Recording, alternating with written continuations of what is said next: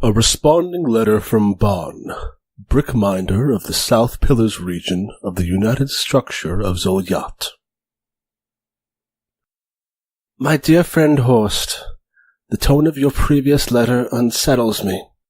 You should know as well as I that the power of Zolyat is in her people. All her people, not only the particularly devout. Do not be so quick to condemn those who work only their daily hours and then go home to their families. They are the backbone of our nation, the overwhelming majority through whose labor we exist at all. There is pride to be found in routine, just as there is in those who go above and beyond. My dear boy, what you see as apathy is merely the lack of fervency, a failure to measure up to the rigorous and pristine standards to which you comport yourself. Do not resent those who do not have your inner drive for their lack of it. To do so poisons the mind and causes one to see anything short of perfection as failure, when the truth is so far from that. Every member of this nation who does their share is valuable. Not only those who take on more than they are asked. Your request for materials is granted, but your words weigh heavy on my mind. I will be back from the capital soon, and when I am, I intend to take you on a nice, relaxing vacation. I desperately wish to relieve your burdened mind of the weight that plagues it, so that your love of our nation may shine ever more resplendent. Be careful, Horst, in the time that I am away.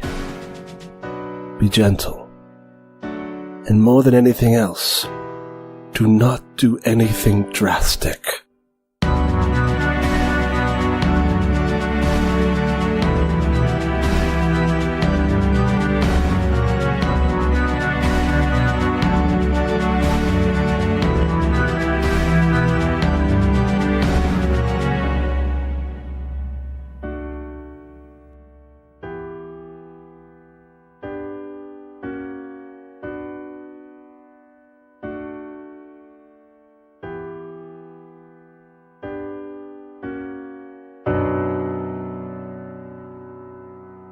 Hello, and welcome to Roll Dice and Cry, an actual play podcast where we roll dice and you cry.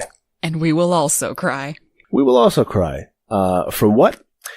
Maybe blood loss today, as we return to the Kilmir Purple Meadows, the Purple Meadows regions of southern Zolyat, easternmost nation of the archipelago, and the barrel of fun that you have uncovered within. Yay! My name is Zachary Fredrickson.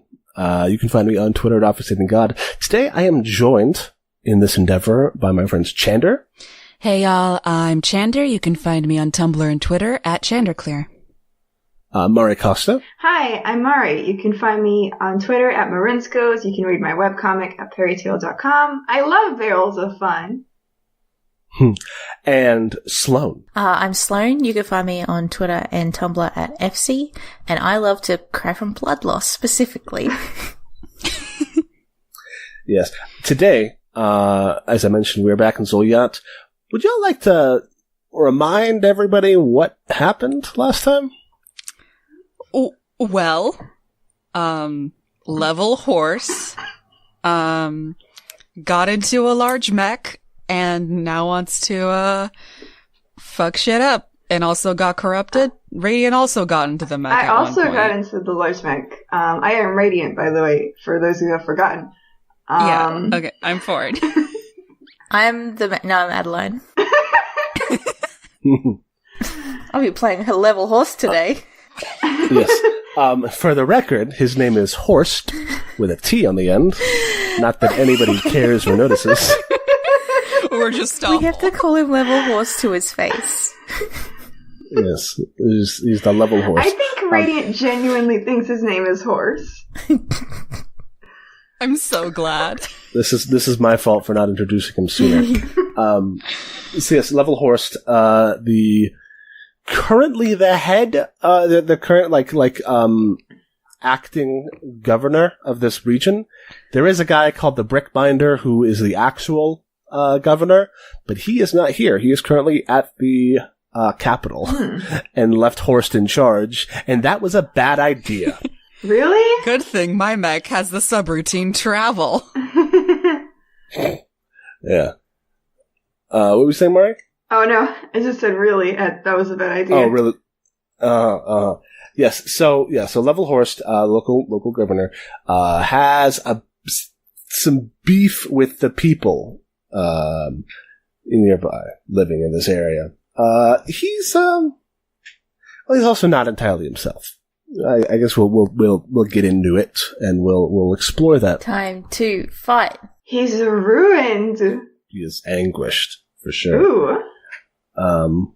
Fancy. Yeah. So right now you have split up because the Kilner Purple Meadows, the village itself, may or may not be under attack by there's a shark also.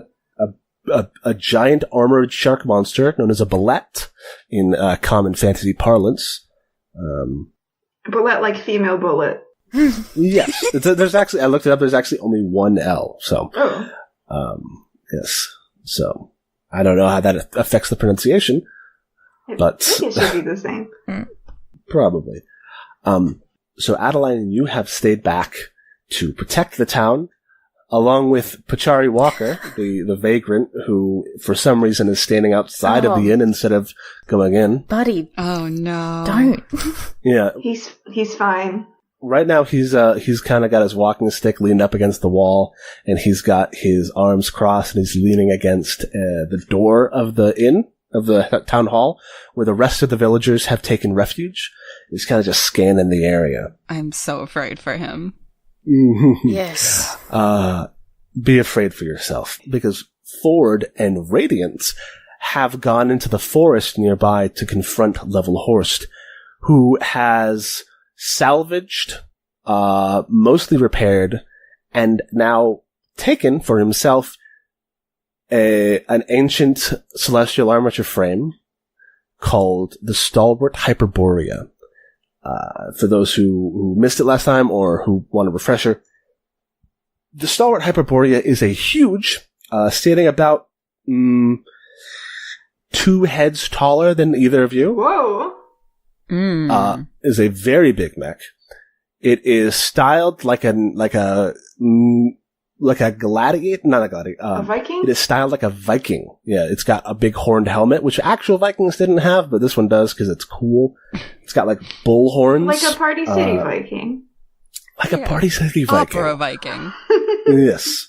Just don't ask him to sing Figaro. I'm gonna ask him. So he's got, and it looks to be as if it was almost carved from ice. This robot, this frame, though there are veins of black stone rippled throughout the ice, like, I don't know what would it look like. Like, it's like the ice was cracked and then all the cracks were filled in with this black stone. Like, you know that kind of pottery where they when it breaks and they fix it with gold? Yeah. Yes. Yes, exactly that, with the black granite that you have come to associate with the ruin. Ooh. Because I was kind of with the anguish. I was like imagining like a more like organic, like actual blood vein system, but like that's real metal. If it's like all cracked, it's like all it's like filled cracks. Yeah, like shape stuff instead of organics. Almost as if the damage done to the mech has been sealed with this anguished stone. Oh, so like the assumption is that this anguished stone was not supposed to be there. Yeah, I mean, you could assume whatever you want to assume. Okay, I'm gonna assume that. Okay, I'm also gonna assume that. But it's not. Yeah, it's not there on any of your mechs. Sure, not that we know of yet. Yeah, like the joint, like the arm joint, like the shoulder joint is like made of it. You can tell. It's like connecting the arm to it. Radiant like very slowly checks Beatty for like some goo. Like no, none. No. We good? Yeah, you're good for now. Radiant does have a 1 point of corruption, so we'll see how he does going I'm forward. excited. Mm-hmm. So I guess we'll just get into it. Levelhorst stands atop this pillar of ice, jutting out of the frozen anemone of the lake near Purple Meadows. It is like juts, like spikes of ice shooting off at random directions as it was flash frozen, and he rose to tower over you. He has his shield in one hand and this glacier axe in the other. And on the view screens of your calves, you can see his face. Him in this cramped, dark, like strangely lit cockpit with a spike of black stone growing out of where his heart should be. Oh, fun. Pretty cool. His eyes are glowing red, buddy. The reddish orange of the anguish, and you start to see orange glowing tears drip from his eyes. Metal. Aww. Yes. And he says, "All I ever wanted was to serve the structure and engage in it with pride with those who felt the same. These people don't even care about what we do for them. And now they're going to know what it's like to lose it." And at this moment, you realize the blizzard that had swept suddenly, supernaturally into town has ended. The tree line and the forest ground around you is covered with a thick blanket of snow, but the sky is suddenly clear. The stars burn down at you like an expectant audience as Levelhorst leaps into the air and comes down like a meteor towards you. What do the two of you do? I want to punch him. He is currently in the air, flying towards you. Yeah. When he gets close enough, I just want to he's gonna land on you and hit you. Engaging in melee is a thing that could happen, but it's not going to happen while he's hurtling at you from the sky. Okay, that's valid. Is there a way to cut off communication because currently I would like to communicate with Ford. I would not like to communicate with Levelhorst. Yes, you can do that. That's like a feature of your mechs. I don't have to roll anything for it. Okay, cool. No, excellent. no. I do that. And I say, we have to get him out of the ice. Pretty sure he can control it. So that is bad news. We have to push him out of it somehow. Also, can I dodge to the side? You're talking. Yes. So I was wondering, what are you going to do about the man hurtling towards you with a giant robot? Dodging to the side is a thing you can definitely do. Just chatting. Yeah, just, chit-chatting. So that would be, I believe, I imagine, just dodging to the side. That's getting out of the way. Sounds like a defy danger dexterity.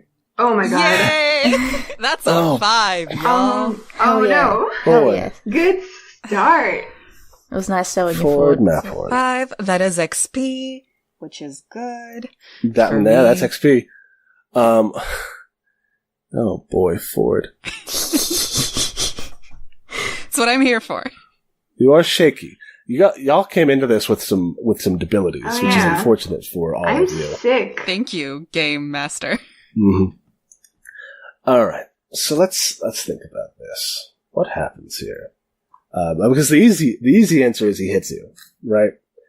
But I don't know if there's anything more interesting that could happen. Yeah. So here's what happens.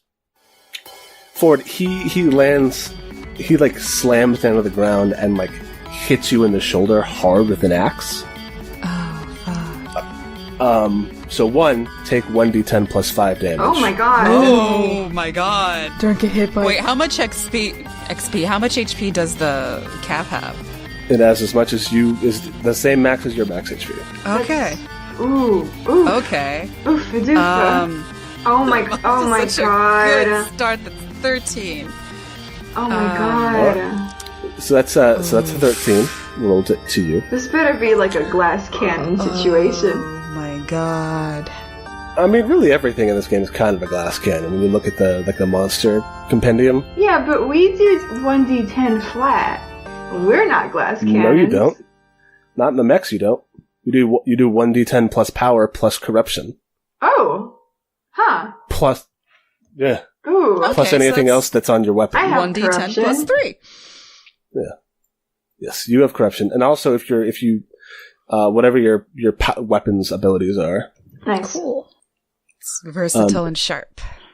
Oh, so here's the other thing, Ford, is that, so, there's this, like, if the camera sees, like, from behind, this swipe, and there's, like, you can see the flash of it, like, leave traces of ice particles in the air. Oh. And then that trace solidifies, and you are currently frozen to the ground as the spike of ice covers you from shoulder to waist, and then continues into the ground. Is he still like holding onto the spike or the mech, or what's the situation here with the mech distance? You with him? Yeah. Like how far away is he from me? I mean, he's in front of you. He doesn't have a reach on his weapon. Oh, good. But you are, like I said, you are staked to the ground. That's okay. Can I, like, grab the back of, like, the head of the mech and, like, just, like, punch him into the cockpit? Punch him into the cockpit? Well, punch the cockpit. Is that an option? I remember how you're frozen to the ground? Oh, so my hands can't move either. Okay, that's fine. Well, I don't know. You are ignoring the fact that you are frozen to the ground to attempt to attack him. Mm-hmm. Okay. If he's close enough to punch, like, I think that's the first thing that Ford does. Okay. Your hand, the fact of the matter is your hands aren't bound. It's like there's a pillar that is going through you that is connected to the ground, but your hands aren't part of it. So you could conceivably do that. It's definitely acting despite an imminent threat and suffering a calamity, really, when you think about it.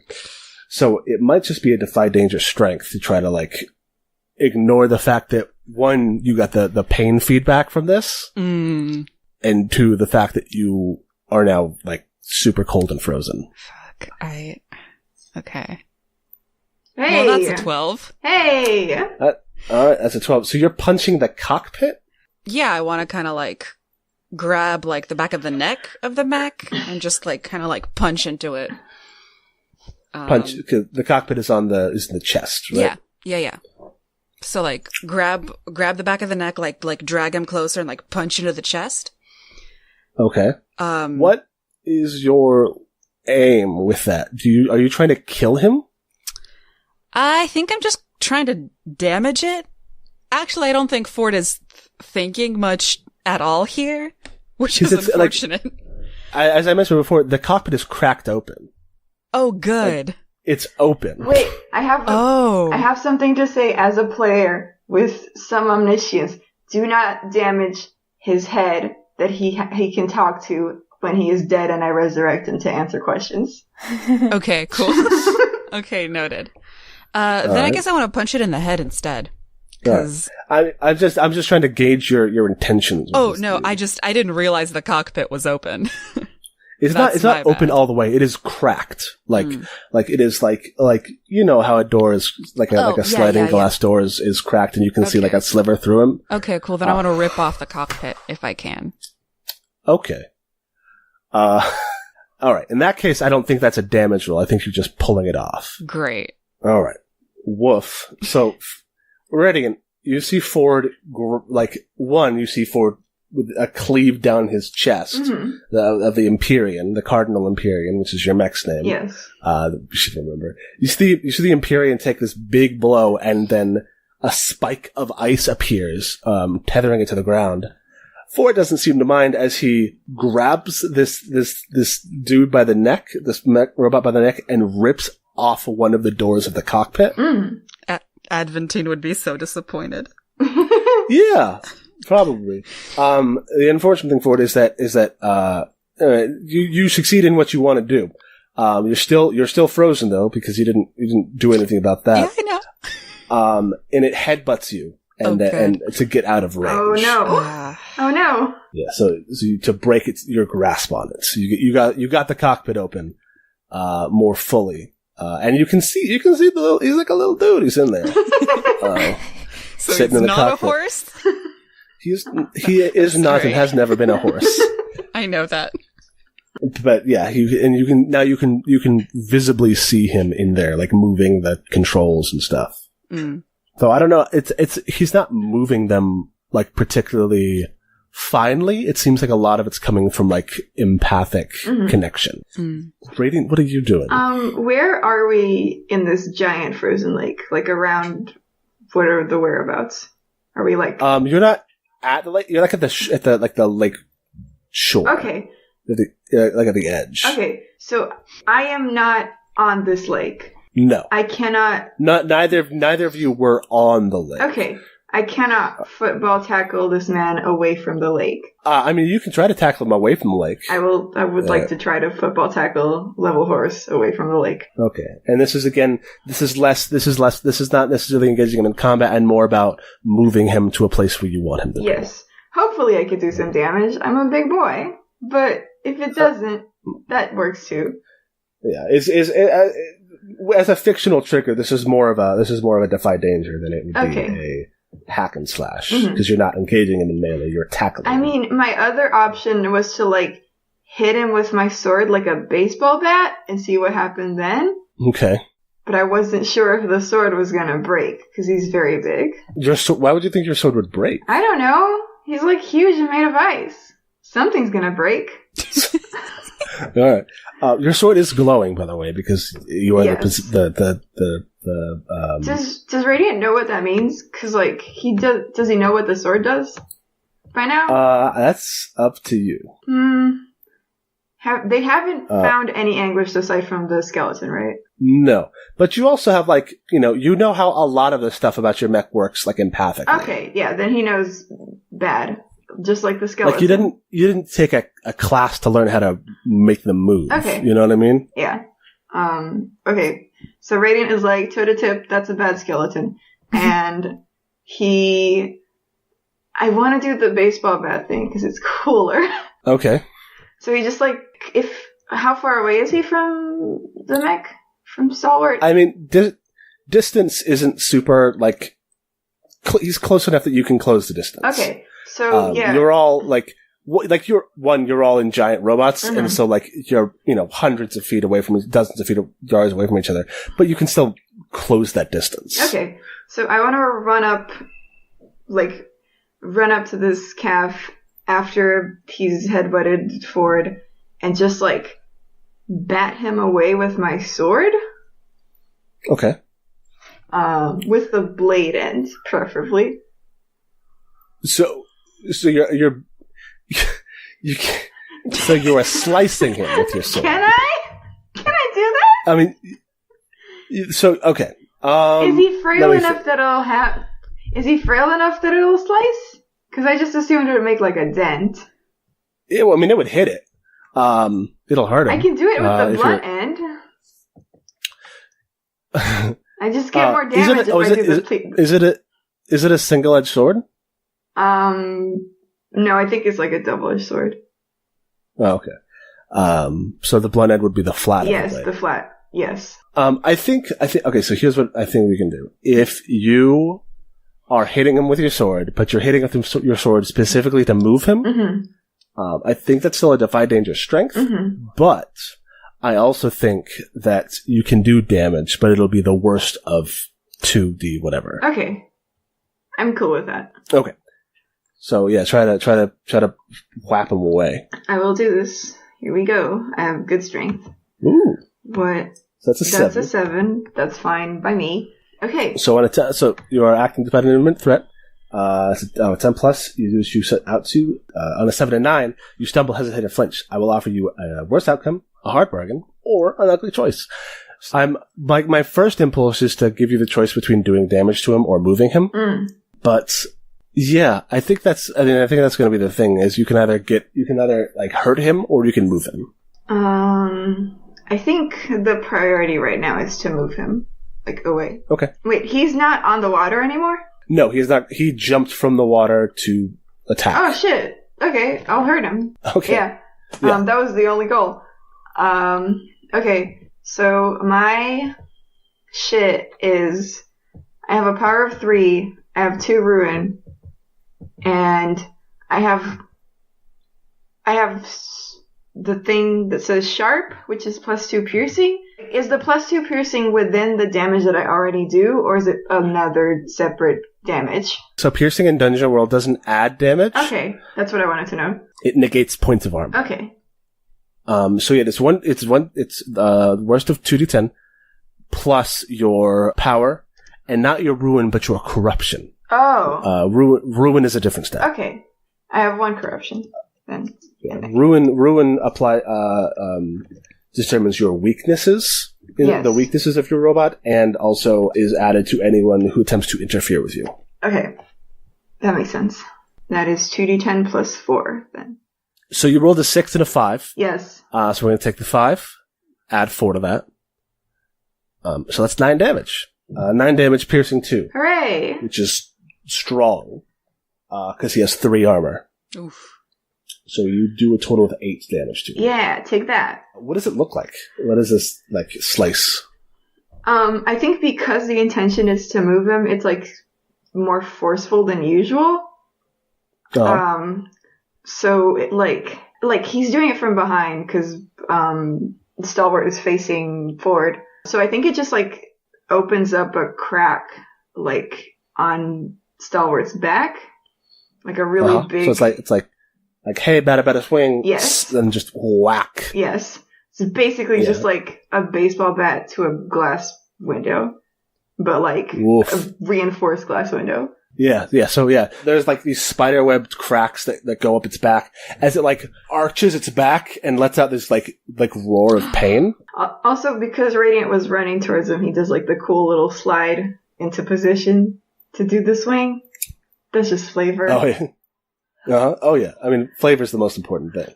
That's how you know it tastes good. And so now you're technically flanking him. Yes. Boom. It gets this like, and then it turns to face you. And since you are no longer allowing its communications to come to you, it just starts talking. Oh, I can still hear it. I still have communications coming through. You can still hear it. And says, people like you are the reason nobody respects the formula anymore. Let's look at what Sloane's what Adeline's doing. Yeah. She chilling. Also it winds back for a strike. That's our cliffhanger when we cut. Sloane, not Sloane. Adeline. Yes.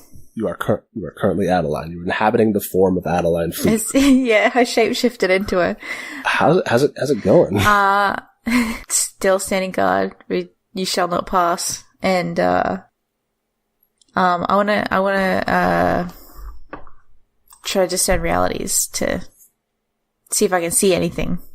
Discerning reality sounds like a good idea. Yes. Wisdom. Also, I think you might have a thing that helps you with this.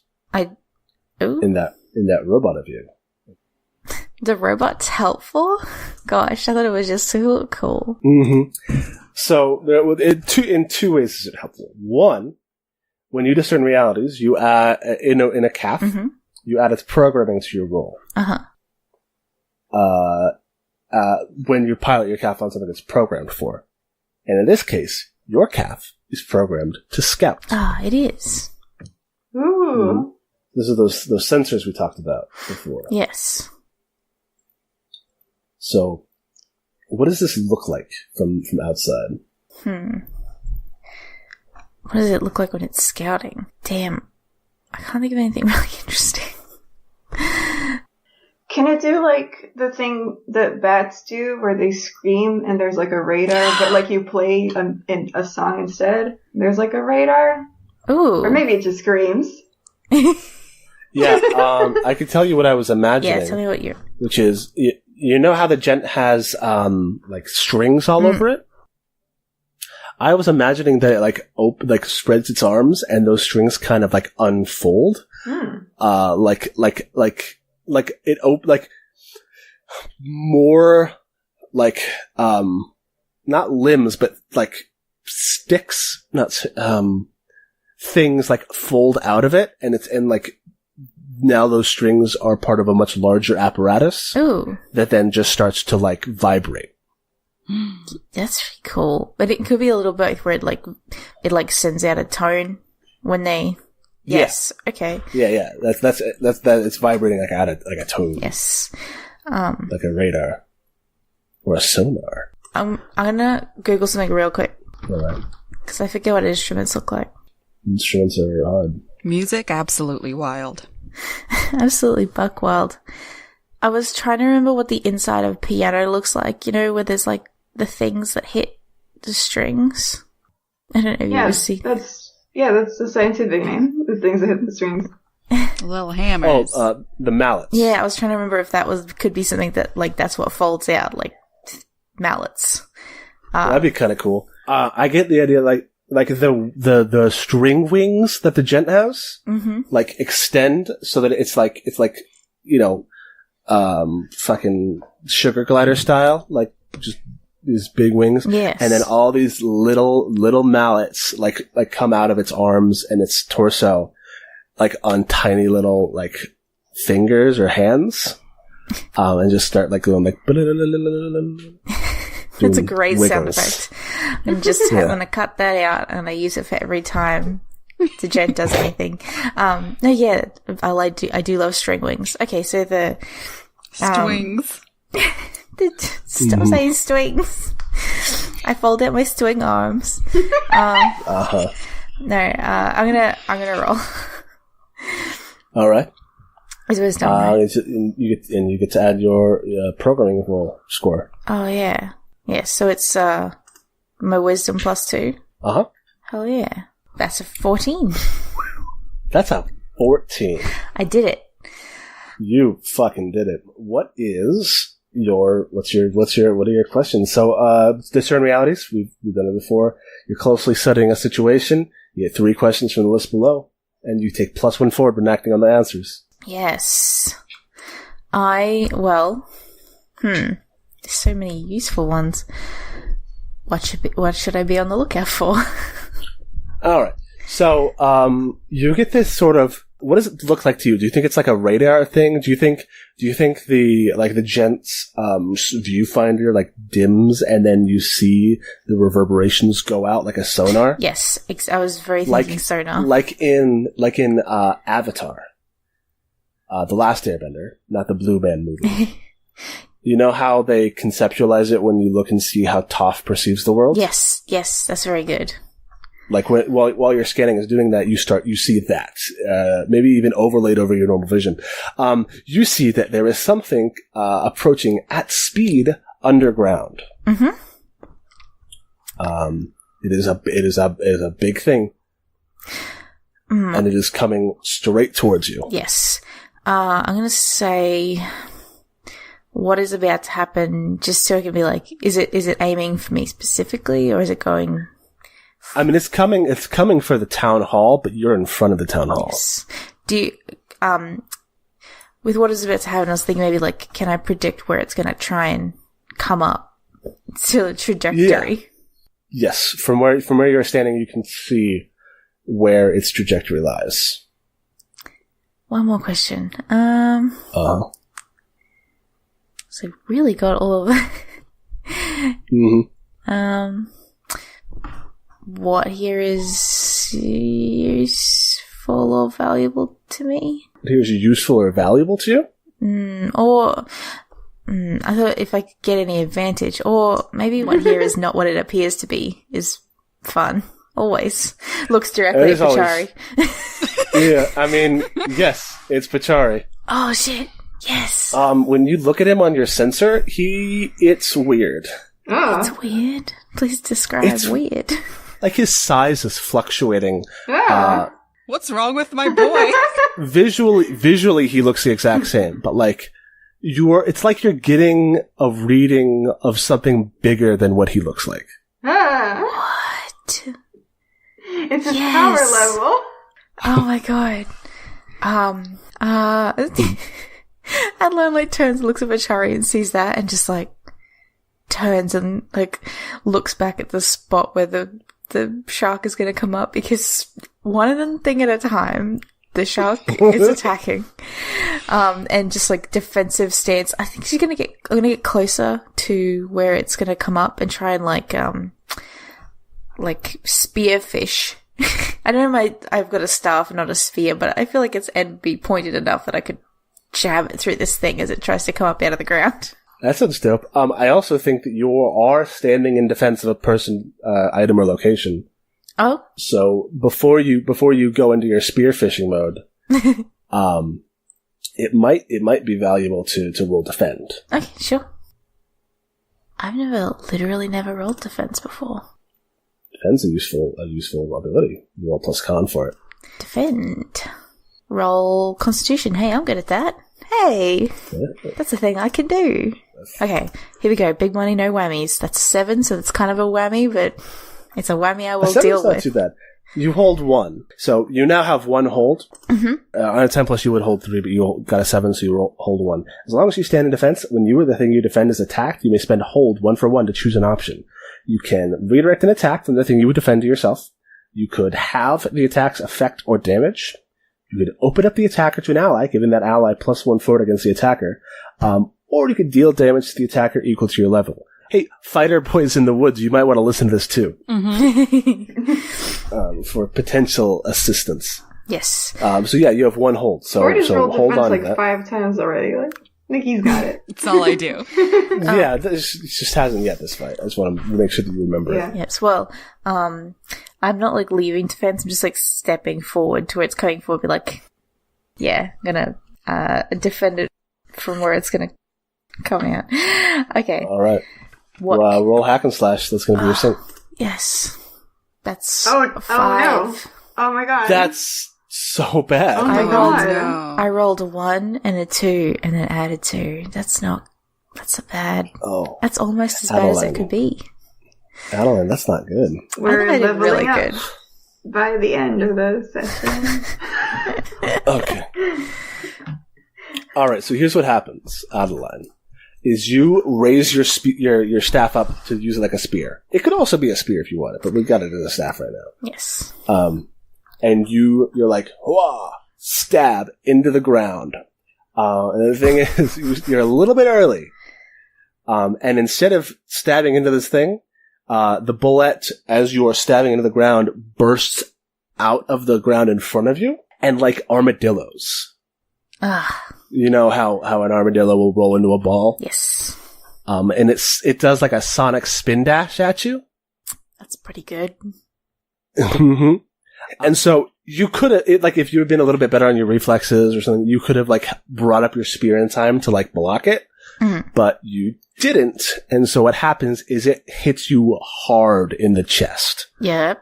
You're going to take 1d8 plus 3 damage. Uh-huh. And you're going to be thrown bodily from your position. And you do fall and smash onto a building. I did it. I did a great job. Let's roll this damage. That's 10. Oof. That's 10. That's almost as bad as it could be. Almost as bad as it could be. You do get your armor against it, though. Oh, yeah. If the gent has armor. I don't know if It doesn't. It does not. But you take one from it. Wait, what? You add your armor to the calf's armor? Oh, okay. I didn't know that. Hold 6. Yes, it is your pool of armor. So you take 9 damage. That's nice.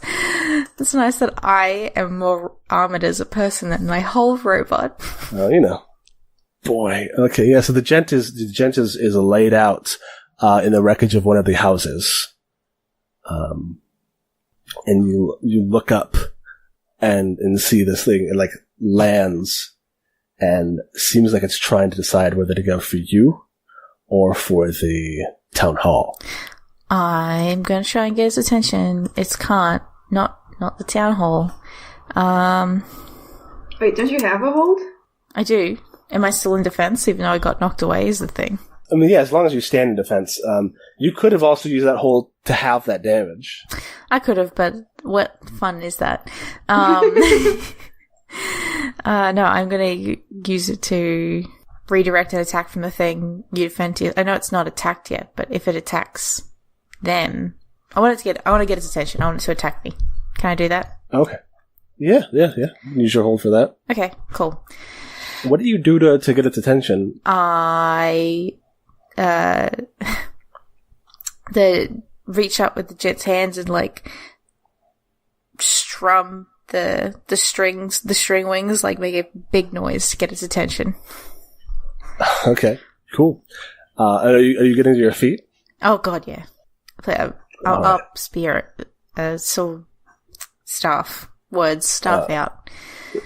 All right, so you make a lot of noise. The like the plucks on the strings start to go wild. Mm-hmm. Does it even sound good, or is it just like it sounds horrible? Like a bunch of the like mallets and stuff are probably like broken because like I'm fragile, so there's probably stuff falling off because I was crashed into a building, so it doesn't sound good.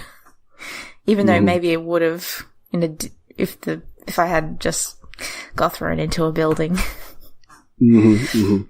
So you do that, and this like it you can see it like shake its head, and like rah, rah, rah, rah, doesn't like the noise you're making.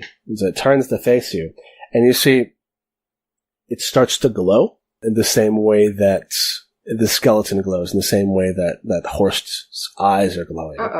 It's glowing with the power of the Anguish. That's bad. As it starts to pick up speed and come at you. Radiant. Hey. Hi. This guy is whining back to slam you in the head with an axe. Can I do anything about it? I have. Yes. I'm telling you, he is winding up. Okay. What do you do? I would like to duck and then attack him. Okay, so if you'd like, you can engage him in combat. Yeah, like proper hack and slash this time. That sounds like a hack and slash. If you're ducking and also attacking, ducking by itself would be a different thing. All right, so you duck and you go for his legs, or what are you swinging at? Where's the cockpit again? It is in the chest. I'd like to go for the stomach. Okay. Easy target. Tum. It's like the big target. Okay. That's an 8. A whopping 8. It means you get to do damage at least. Yay! So when you attack an enemy in melee, you roll plus strength. On a 10 plus, you deal your damage to the enemy and avoid their attack. You didn't do that. On a 7 and 9, you deal your damage to the enemy and the enemy makes an attack against you. So deal your damage. Okay. So and you're dealing the full one this time. Yes. So 1d10 plus 4. Damn, I should have cast magic weapon on myself beforehand. 14! That's full damage. Full ride. That's full damage. Holy shit, that's a whopper. Oof. Okay. We talked about Beatty having a cape at some point, right? Is that a thing that he has? I think we might have talked about it. I don't know if he does or not. You can say if he does. Because like the visual of this right now is he has a cape and it's blowing in the wind as he has the sword stabbed through this beast's stomach. Okay. Yes, I think you can have a cape. I think it's probably very, very tattered. Yes. Cool. Awesome. So it's 14, 2 piercing, which takes his 3 armor down to 1 armor, which means he takes 13 damage. Yes. And here's the thing. He had 12 hit points. Oh! Good job, Radiant! Yay! I was about to write down my calf hit points to be like, I gotta keep track of this one, but don't. Yeah. Well, so here's one thing. I think you do take damage from him. Okay. He does get like a parting blow off at you. Okay. I just write down. But you're stabbing him through the chest. Yes. Okay. How much damage does he do? He does 1d10 plus 5, 2 piercing. Ooh, that's a big boy. So my armor it's like my armor plus the calf's armor? Yes. Okay, I have 1 armor, but Radiant, the boy, has 3 armor. But that's with the shield. Does that count? It's your armor plus the calf's armor. Okay, so 4 armor. So 4 armor. That is maths. That is 8. Yeah, no, 8 points of damage because it's 2 piercing. Yes. Okay. It's 8. I am. And this fine. is like you stab him through the chest, and like you see the arm that is connected by the anguish. Yes. Like flares up. All of that black stone that was holding it together, like just bursts into light, that orange glow, and he swings, and the from the big like iceberg that is the lake, a pillar of ice comes and hits you. Oh, ouch! Yeah, where does it hit me? Like in the side, like okay. Full side contact. Okay, I think Radiant like stands firm against that. Like he gets knocked a little bit to the side, and like he takes Stallworth with him because he is currently attached to his sword. But like he holds on. Yeah, cool. I think it does that cool thing where like you dig grooves into the ground. Yeah, nice. Yeah, and so you just you've impaled this thing. And all of the stone glows, and then the glow fades. How's my sword? Is it still glowing? Yeah. Okay. And all of the stone that was holding this thing together begins to crumble as it falls apart. That's dope. Yeah. How's the little man? Not good. You can't really. You can see him in there right now, but you can't really make him out like close. Right, because you're in the big robot and he's a little man. Yes. So what are you going to do with this? It is at the point now where like the arms and legs have fallen off, and you are just holding the torso in the air. Oh, cool. Gross. It's a robot torso, but yes. Yeah, it's still gross. A little bit. It's a humanoid robot torso. Like good gross. I think he's gonna like put his sword back and like let the rest of the arm of the calf fall, but not on the little man because he still wants to talk to him. Does Ford want to do anything? Ford is still frozen to the ground. Oh, shit. With that spike of ice. Ford's like trying to get out of the ice. I would like to help Ford out of the ice. Moon Mom is disappointed, I'm sure. I am also we should double check that you haven't done anything with your internal directives. I'm afraid that I have, because Adventines is like, her alignment is like thoroughly consider everything before making a decision. And that was super not what that was at all. I've done such a bad job. Yeah. Yes, you're directly going against them. Yay. Actually. I'm doing a great job, actually. I'm doing fine. You are doing Ipathy's proud. Yes, mine is deny mercy to a criminal or a non-believer. I don't think this dude was as much of a Cella fan. No. There's also your internal directives, which are on your CAF page. Yes. Always be in the line of fire if it means somebody else isn't. Kind of. Ford beat me to it. Never ignore a chance to take the front line. Yeah. Don't worry about damaging yourself if it means taking down the threat. Yes. Help those in need first, only then go into battle, and always be mindful of the things and people around you. Don't rush in. Oh no! Honey. Mine's like never engage head on. Make somebody else do the work for you. Make sure they're looking where you're not. Literally everything that I did was the opposite of what. How did you guys fight before? Like, how did the previous Titans fight? Well, Mirages wasn't. The Cardinal Empyrean isn't like 100% a battle mech. It's like it's a mech with battle capabilities, but. Ambrose was like, get behind everyone, dodge a lot, be sneaky. And I've done none of those things. The opposite. Oof. But he has a staff. Give him like a bow or something. It's a Yeah, I don't even have weapons. I've got fists that sometimes have spikes on them. Well, it'd be like, like phase shift in, hit him, and then phase shift out, that kind of thing. Yeah, nice. Oh yeah, you haven't phase shifted at all. I haven't. Except for that one time when I was going very fast. Well, I could do that at some point soon because I'm very hurt. I'd like to break Ford out of his ice prison. Yeah, also, do we, roll anything? Are there any repercussions there? No, between the two of you, I don't think you have any trouble. busting it open. Okay. Great. Ford, you're cold. Oh, good. And Horst is just laying there. Thanks, buddy. It's a little chilly, huh? Yeah. Do you want this? Do you want this blanket? My family made it for me. I don't know if that's gonna help. Let's just Okay. grab the gun, go back to the village, see if anything's. Do you think he's still alive? He had a big spike going through his heart. You know, I think we can find out later. Oh, wow. You're just gonna leave him there? No, no, I want to take him with us. Oh, okay. Wait, how? Can I reach in and scoop up the boy? Grab that horse. No, my actual idea is just taking the whole torso along. Oh. I mean, I guess you could do that. Carry the torso. Hello, everyone. We have brought spoils from the war. A souvenir. Okay. So you're going to pick up the torso of this robot and just carry it with you back to the thing?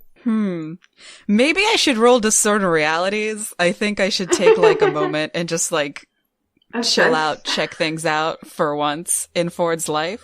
Uh-huh. Because I have been really ignoring these internal directives and rushing in a lot. I think maybe just taking a look around and like checking out this torso would be really helpful. Uh-huh. You can, remember, add your programming to discern reality rolls. Oh, good. +1, that's a 9. A 9. Alright, so you get one question. Cool. What should I be on the lookout for? Okay. So here's the thing. You haven't been in a calf that's been busted up yet, but not destroyed. There is a calf move called emergency exit. He is unable to do, and so the feedback from this robot's destruction plus the anguish spike in his heart is currently killing him. Oh fuck! He is actively dying. If you were to put your hand in there, you would kill him. Okay. Oh god. We can still question him as long as we have exactly 3 questions to ask. Oh. Yeah, I mean, if you don't care about the life of a human being, sure, you can totally. I mean, Ford's not a killer. Radiant cares very much. Mari could take it or leave it. I don't care. Ford does. Yeah. So I think we're on the same page here. Can I, like, have the calf kind of bend over, like, take a knee next to this torso and, like, jump out and try to help this dude? Yeah, you can give it a shot. Okay. How is Ford going to help him? Oh, also, let me set this scene. So you kneel down on the ground. In the background, you hear explosions and stuff from whatever the fuck is happening at that village. You kneel down on the ground. You open the cockpit of the Empyrean and get out. They kind of hop off on the knee and then onto the torso of the stalwart Hyperborea. And the first thing you notice is that Horst is hysterically sobbing. Oh no! Oh no! Oh. And when you get to you had previously ripped open the cockpit. And so there was like frost on the inside of it. His lips are blue. He still has those glowing orange tears streaming down his face, and his eyes are still glowing. The spike is larger. Ooh. Is his heart not like gone? Because that's what I assumed. Like I assumed he was like hanging in there on a wing and a prayer. I don't know. Hey, Radiant, toss me your blanket. Can I do lay on hands on him? You can definitely give it a shot. Okay. I tossed the blanket anyway. So let me pull up lay on hands real quick. How to help with hypothermia? Lay on hands. When you touch someone skin to skin and pray for their well-being, roll plus charisma. Okay. I love that there's no, like, specification for the 6-. It's just, like, DM's discretion. Oh, yeah. The thing for 6- for everything that isn't explicitly said is, I make a move as hard as I want. Yeah. Okay. Charisma. I'm good at that. Yeah. I get out of the mech because I do need to be actually touching this man. Yes. And I do my prayer, and it's a 5. Oh man. Yes. Oh boy. Hey Radiant, what are the vows of your quest? I have to. So Valor is. I forget what Valor is because it's new. Valor is you are forbidden. Forbidden from suffering an evil creature to live. And then I have the fun one, which is like I can't lie. Yeah, that's a fun one. Yeah. So here's the thing, Radiant, is you... Ford, you are in this cockpit with Radiant. This cockpit is sideways. You are standing at an angle, both of you. Ford, you were like trying to like put this blanket on this guy while Like, this spike is handle him coming out. gently. Just try to figure out if I can get this out of him in any way. And he is sobbing hysterically. You're getting snatches of I just love my country. I only want to see Zoliat strong. Oh boy. None of this should have happened. Oh, buddy. Why did this happen? Dude. In Radiant, you like kind of rub your hands together to Like a defibrillator? yeah, whatever. And you start to pray. And you put your hands on his face. And then you realize this guy was going to hurt people. Yeah. He got in this thing. He's got the evil black rock in him. He's obviously evil. And your hands move from his face to his throat. Oh my god. Oh god, can I pull Radiant away? No. Oh. Because this is a hard move. Oh. Ford, you're like trying to remember how to deal with frostbite. You were in Baron for a while. As Radiant, you break this guy's neck. Oh my god. Okay, real quick, before Ford turns around, I want to cast the one where he can talk, so Ford doesn't notice that I killed him. You super do not have time for that. No! I don't think Ford was looking away at any point. Fuck! Oh my god. Oh. Radiant. I think Ford just stares like Ford like hears that like sickening snap. Oh my god. No, it's Ford is I can fix it. We can still question him. It's fine. He was gonna kill so many people, Ford. He had the spike in him. He had the rock. We saw this before. Radiant. But No, it's okay. We can still talk to him. It's fine. I can fix this. It doesn't matter that we can talk to him, Radiant. You just broke a man's neck in cold fucking blood. He was gonna kill us, Ford. He had a spike through his chest. He was lying on the ground. There was nothing he could do. We saw the stones in the other creatures. But maybe we could have done something. None of the other creatures were like talking about like actively destroying entire villages for some weird nonsense reason. So then he goes to jail. Or, people's justice, but you don't take this. What right do you have, Radiant, to take this into your own hands? Calves? Sure. Giant robots, giant monsters? Sure, but this is a man's life. I cannot in good conscience, for the sake of my beliefs, allow this man to continue walking this earth. Ford, that's not how it works with Chella. Well, maybe then your god's fucked up. Can I punch Ford? Yeah! Up to you, buddy. I leave them alone for a second. Ford doesn't have very high opinions of Chella. Yeah. I mean, you also hear like buildings and shit being okay. So I mean, you can get in a fight if you want. Mm-hmm. But like there's other shit going on. I make a move to punch Ford, and then I don't because I hear an explosion. Yeah, and I think Ford also like turns towards the explosion, and then looks back at Radiant, and he looks for a second like he's gonna say something, and then he just gets in the calf. Awesome. Sloan. Also, if I can, sorry, real quick, can I close his eyes?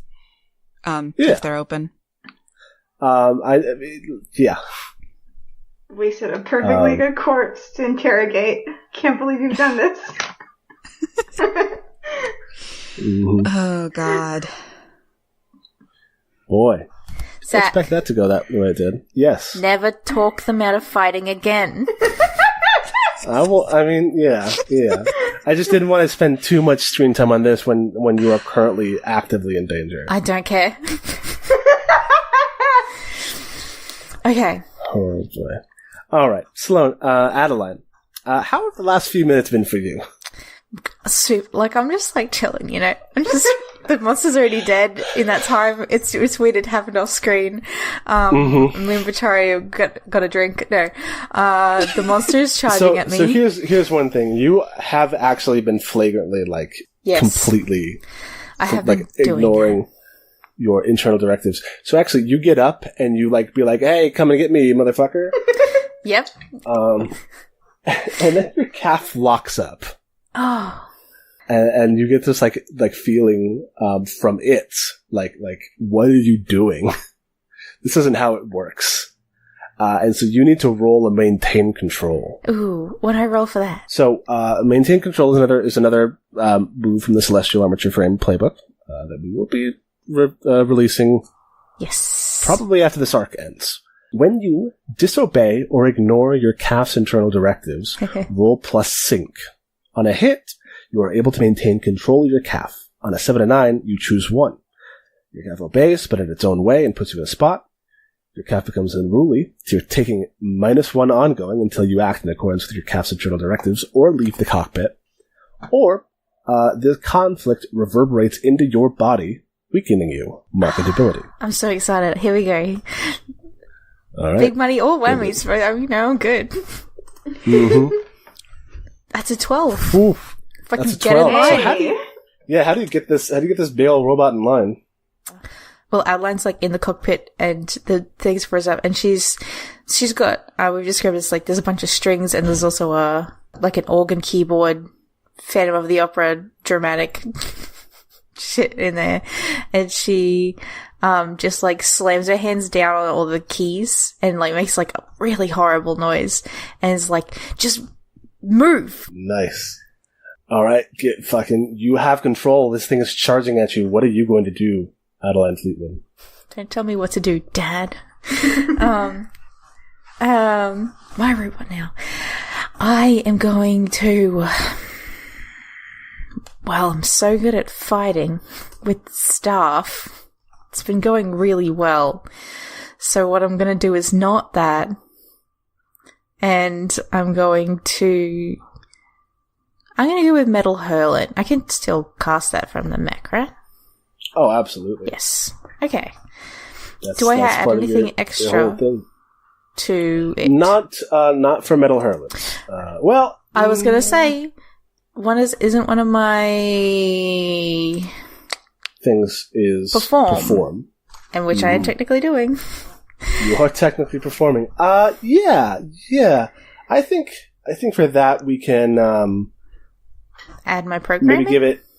Yeah, I think that works. Wait, which is it? Programming or power that controls the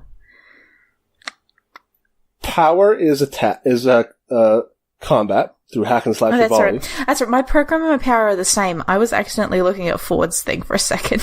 Oh, nice. So 2 either way. Hell yeah. Oh yeah. Okay, so that is real good because my con is +2, so it's +4. Hey. That's pretty good. No fails. So No fail. Big money, no whammies. That's a 12. That's a 12. Give me that Metal Hurlant description. Yes, I will do that. Metal Hurlant. This tiny box to be so small. I can make it bigger. When you shout with great force or play Shattering Note, choose a target and roll +con. On a 10+, the target takes 1d10 damage and is deafened for a few minutes. So. That's 1d10 damage. 1d10 damage. Here we go. 10. Come on, give me 10. 9. Okay, I'll take that. 9 is pretty fucking good. So I think she just does that key smash again. Because she's annoyed with this robot and doing what she said. So she just does that again and plays the same horrible note, but this time she directs it out. So what this thing does is it is charging towards you, and you blast out this note, and I think we get this cool, like, sonic wave thing. Yes. Do you think it comes, like, out of the chest, or, like, where is it coming from? Like a sound cone? I think out of the chest is good. Like, just sort of, fancy style. We've sort of got our arms, like, kind of, the wings are out, sort of, so it's like, wow, from the center. It's good. Yeah, and so it jumps into the air and, like, is pushed down by the force, the pressure of this sound. Yes. And it is deafened, and so you see it start to, like, slam its head into the ground to try to, like, remove this debility. Dumb shark. So you are... Dumb shark. Yeah, you are in control for the moment. Hey. Do I have time to try and make another move before everyone else gets here? Yes, I think this is your last one. It is thrashing around, and it's starting to thrash pretty like violently at this point, trying to get rid of this deafness. Earlier I tried to spearfish stab it. I'm going to try to do that again. Okay. So roll plus sync. I have 2 sync. So listen. Rolling. Just do it. No fails this time. 8. I can handle that. 8 on a hack and slash is that's a good. That does damage. Thank God. Mm-hmm. Is it just so you're hack and slashing? You're spearing it with your staff? Yes. How does that work? I'm just gonna she just walks up like as it's thrashing, and she walks up pretty calmly, and she's just going to try and drive it down through its, I don't want to say head, but that's probably a bit much unless I'm about to kill it, so just body. Okay. And does it pierce with your staff head? Yes. I mean, if you'll let me. It's a lot of force. Yeah. But sure. Well, if she's standing, like, stable above it, she can, like, push down as hard as she can, even though she's not the strongest. Oof. Alright. You roll your damage and you add your power. I don't believe you have any other modifiers to your damage. Oh. So, just my normal damage? Plus power. Yes. Okay. 8. That's full. That's as much as I could do. That's as much as you can do. So you actually do kill it with this. Oh, shit. Can I drive it through its head then, instead? Sure. Hell yeah. Yeah. Like, did you hear this resounding crack as the armor plate of its head is donezo? For the record, this thing, it was, like, gigantic when it was near you. Mm-hmm. When you were, like, outside of your mech. When you're in your mech, it is, like, comes up to about, like, your knee. Mm. But is, like, broad and long. Doggy. Yes.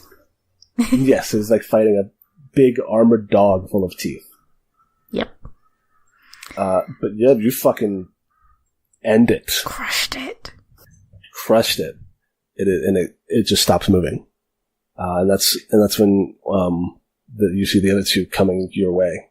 Nice. Can we still bring the dude with us? Yeah, you can. Cool. His body in the calf or out of it? In the calf. Alright. Dang. Adelaide's not going to get out of the mech because she doesn't know that the danger's passed, so she just goes and... I think she's just going to chill here with this dead shark. The hand on her staff. Mm-hmm. And you see Pichari, like, kind of picking his way through the rubble and to go look at it, and he pokes it with the staff. She looks at him and she doesn't say anything. He, like, gives you a thumbs up from the ground. Huh. She, like, there's, like, a moment's hesitation, and then she, like, returns it. She doesn't want to be, like, weird, but she is very suspicious of this strange boy. She returns it, and, like, the thumb of the gent is broken. Oh, yeah. Who fixes the robots back at base?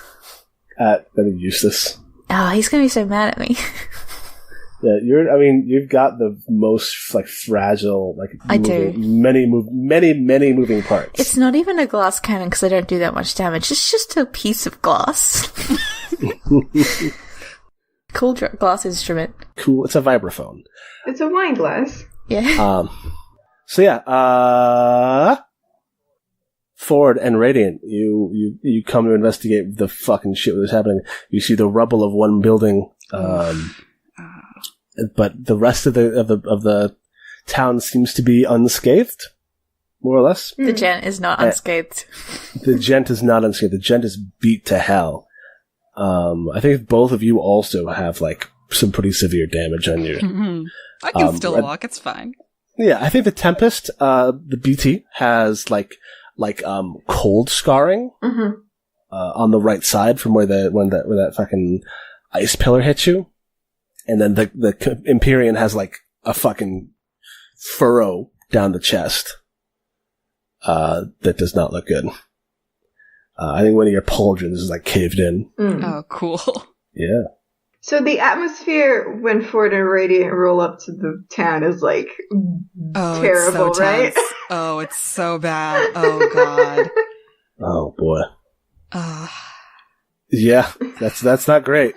What do you say to each other as you arrive? I don't say anything to Radiant. Yeah, me neither. I think Adeline's probably the first to talk then. She like, the mech looks up at them as they go, and she's like, oh, good. You did it. We did it. I was worried. For me, mostly. She laughs a little bit. Are you okay? You look terrible. Yeah, you doing alright there? She's like, I know it looks pretty bad, but you should see the other guy. And just, like, gestures at the shark. Does it still have a staff sticking out of its head? Yes. Oh. Nice. She has not moved it. Should we find the stone in that thing? Oh, yeah, probably. I just did this. I'm just a little adrenaline rush. This is very exciting. It's okay. I stabbed it through its head. You guys have half a mech with you. And, dead guy. Oh, cool. I mean, I'm assuming that's good. It is. Because It is good to defeat the enemy that we were supposed to defeat. It's great. Ford doesn't say anything. Adeline doesn't know he was, like, defenseless, so she's like, oh, cool. Yeah. Adeline doesn't know shit about what happened. She don't know shit. Oh, man.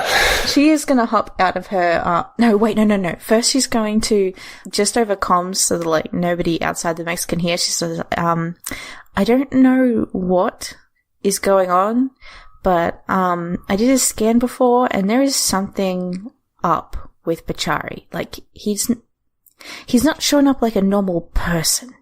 Is he also No, I don't think so. Radiant, like... I mean, would I know Radiant very that? slowly inches his sword near Pachari. Ford, like, very purposefully kind of, like, steps in front of Radiant. Jesus. He just wants to know if it glows. So here's a question. Does your sword glow in the presence of dead Anguished or just living ones? This is an interesting question. Probably just living ones. Okay, in that case, when Adeline killed the monster, your sword stopped glowing. Okay, great. Pachari confirmed, not an Anguished. Not an Anguished, according to your sword. That's a fun disclaimer. Mm-hmm. Okay. Should we move the shark somewhere else away from the village? Move the shark or, like, clear some rubble. I want to put level horse down at the end of the village. Mm-hmm. You put horse down where? Just outside the village, I think. Okay, so you put him down here. You could take the bullet body and put it down nearby, maybe? Mm-hmm. Did you actually want to, save it and eat it? What, the bullet? No. Yeah. No, I'm good. I'm not going to eat it. I'll eat it. I remember someone mentioned eating it. Yeah, that was... I did. Yeah. Okay. Not me, for once. Also not me. I was talking shit at this thing I was going to fight. I'm going to eat it. Oh, okay. And now that you've killed it, you've lost... I've lost my appetite. It's a shark. It's still seafood. I can still eat it. I lost my appetite, and then she puts on sunglasses inside the mech, and it's that fucking... Is it CSI noise? The mech puts on sunglasses. Can I dig the stone out of... Yeah. Are you just, punching your hand into it? Yeah. I've got spikes on my fist. You do have spikes on your fist, yeah. I think knowing where it went, where in previous ones, you can just kind of ballpark it and just boom, psh, and you pull out the anguish stone, which crumbles into light in your hands. Dope. Yeah, so now you've got this big monster that is no longer a monster. It's not possessed by evil. It's not by primordial pain. Eat it. I want to get out of the calf and go, talk to the villagers. That sounds like a good idea. Yeah. If you go to the door and give the all clear, people start streaming out. One of the houses is destroyed.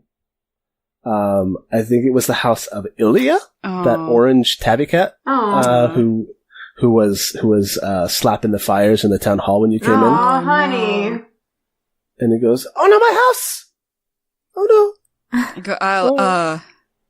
If I can, I'll help rebuild. These calves can take a lot of weight. Cool. Adeline apologized. She feels very bad about it. So I'm real sorry. I thought I had it under control.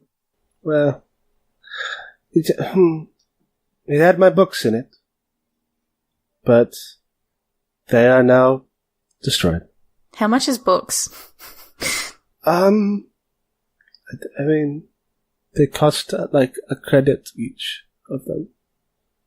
I have 4. It's 4. So I'm going to give him all 4 of my credits that I have left, and I say, I know this isn't going to replace all of them, but thank you.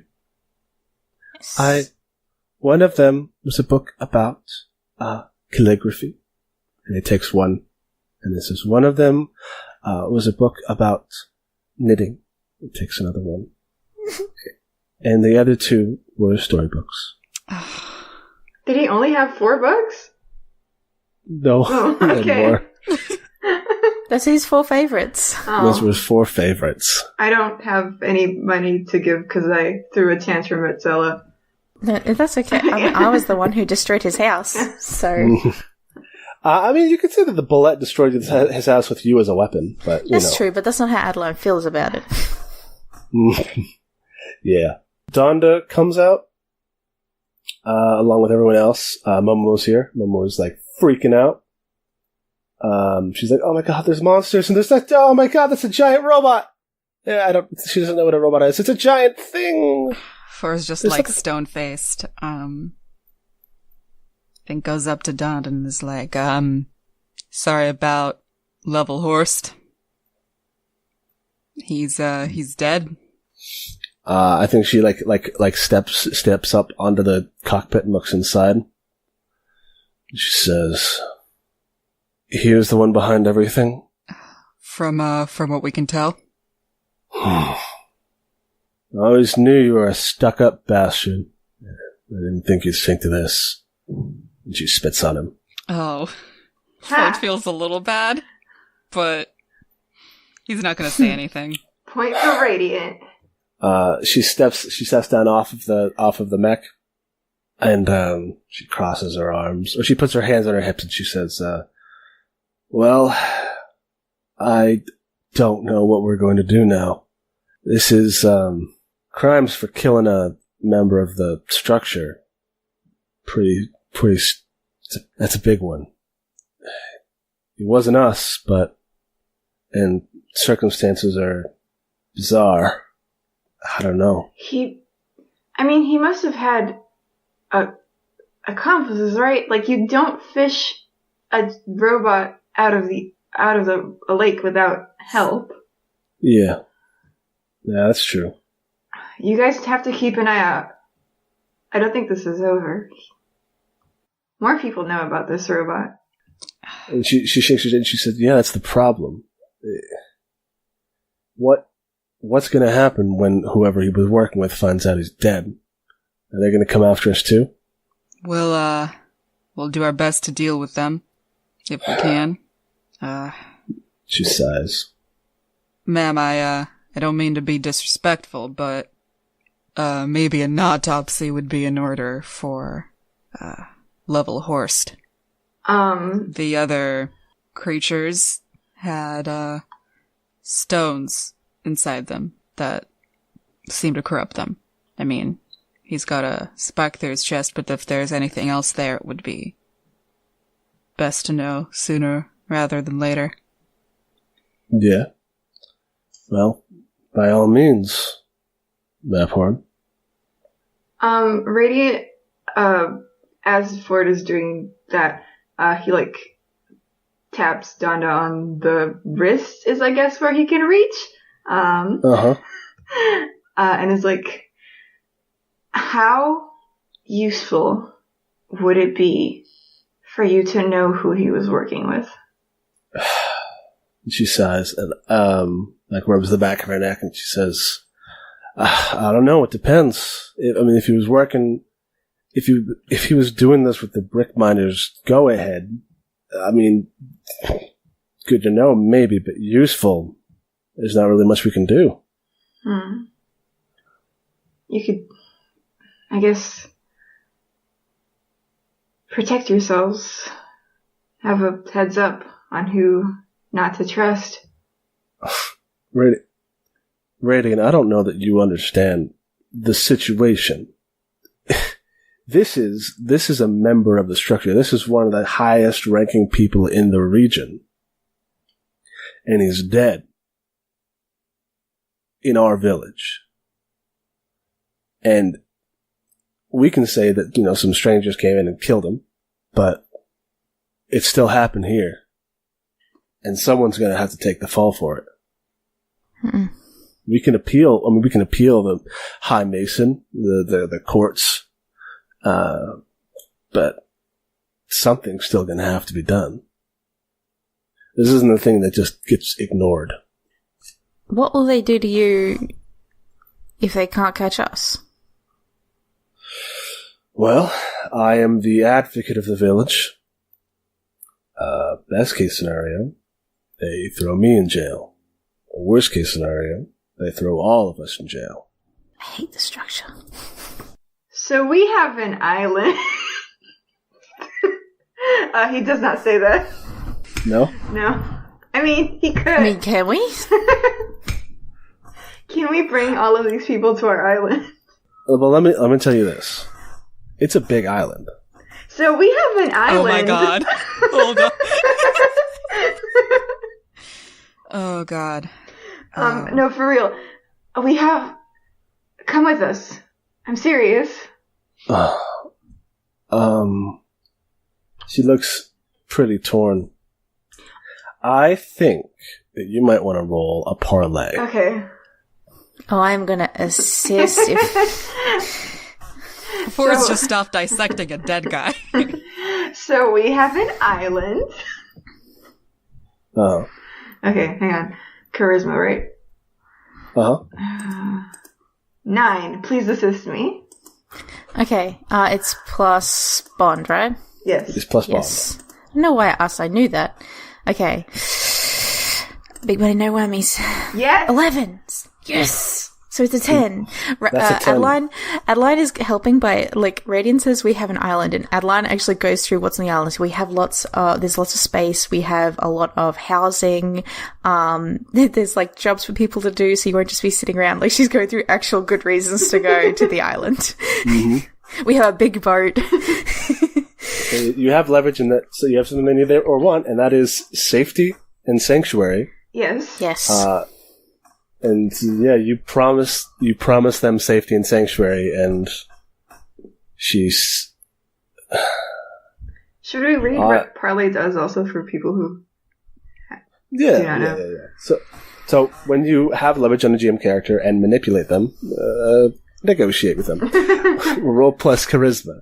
Leverage is something they need or want. On a 10 plus, they do what you ask if you first promise what they ask of you. On a 7 to 9, they will do what you ask, but need some concrete assurance of your promise right now. So she says, you can promise me this place is safe, but people won't be in any more danger than they are here. It wasn't on the map until a few months ago. It's completely, like, nobody knows about it, virtually. And you'll be surrounded by us. She turns and looks at the building, the wreckage.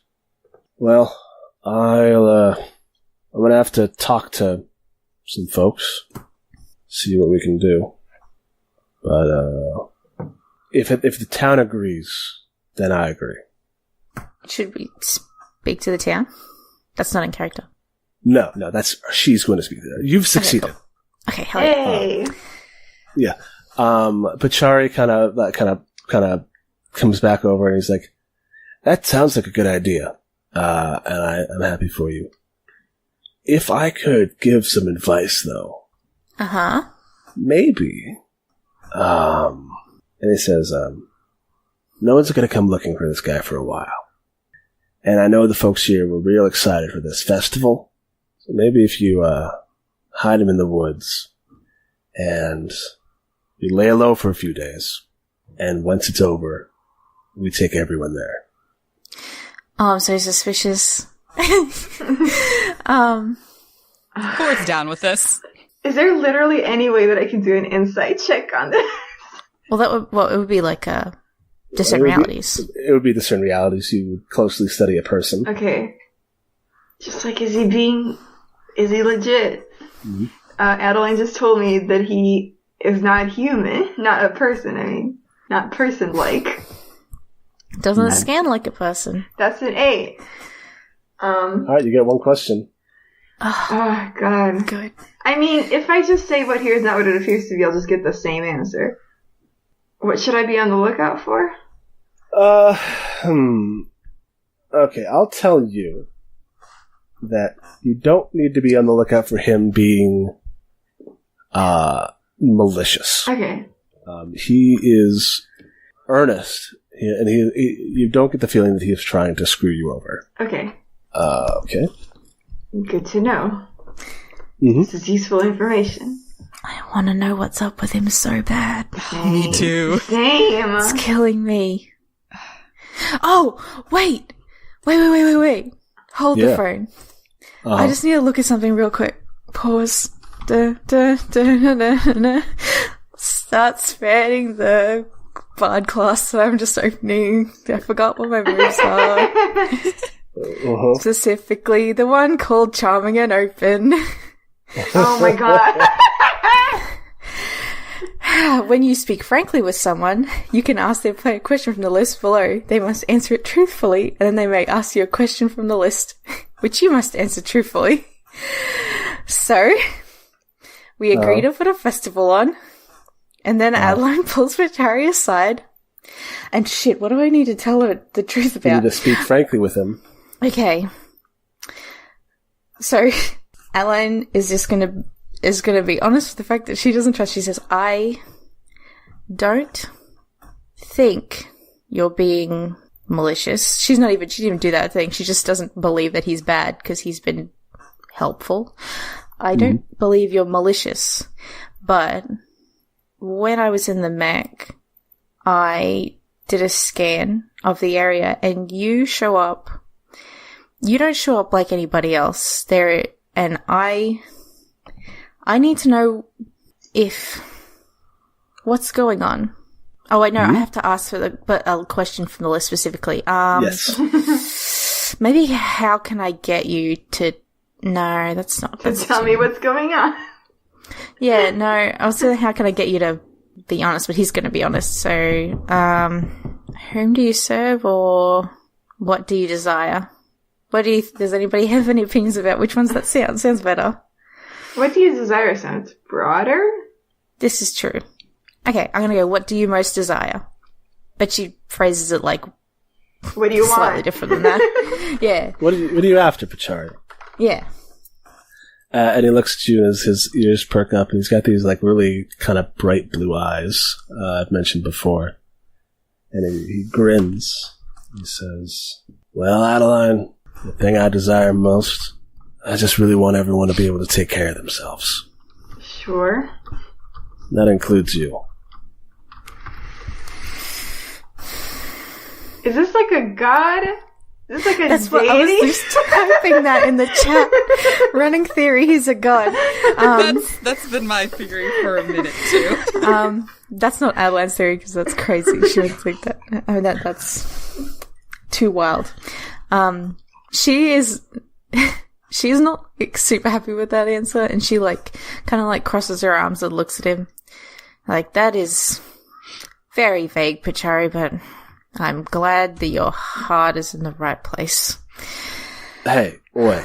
And he puts a hand on your arm and he says, find me after the festival and I can tell you everything. All right? Okay, I'll hold you to that. What is he going to ask her? Do you want the list? No, I got it. It's funny. Okay. I'm just thinking, how can I get you to connect with these people?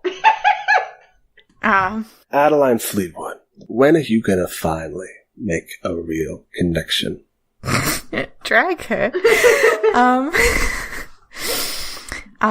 So she was kind of like, she was arms crossed, like standoffish, and then like catches her like off guard, like embarrassed, and she like rubs the back of her neck.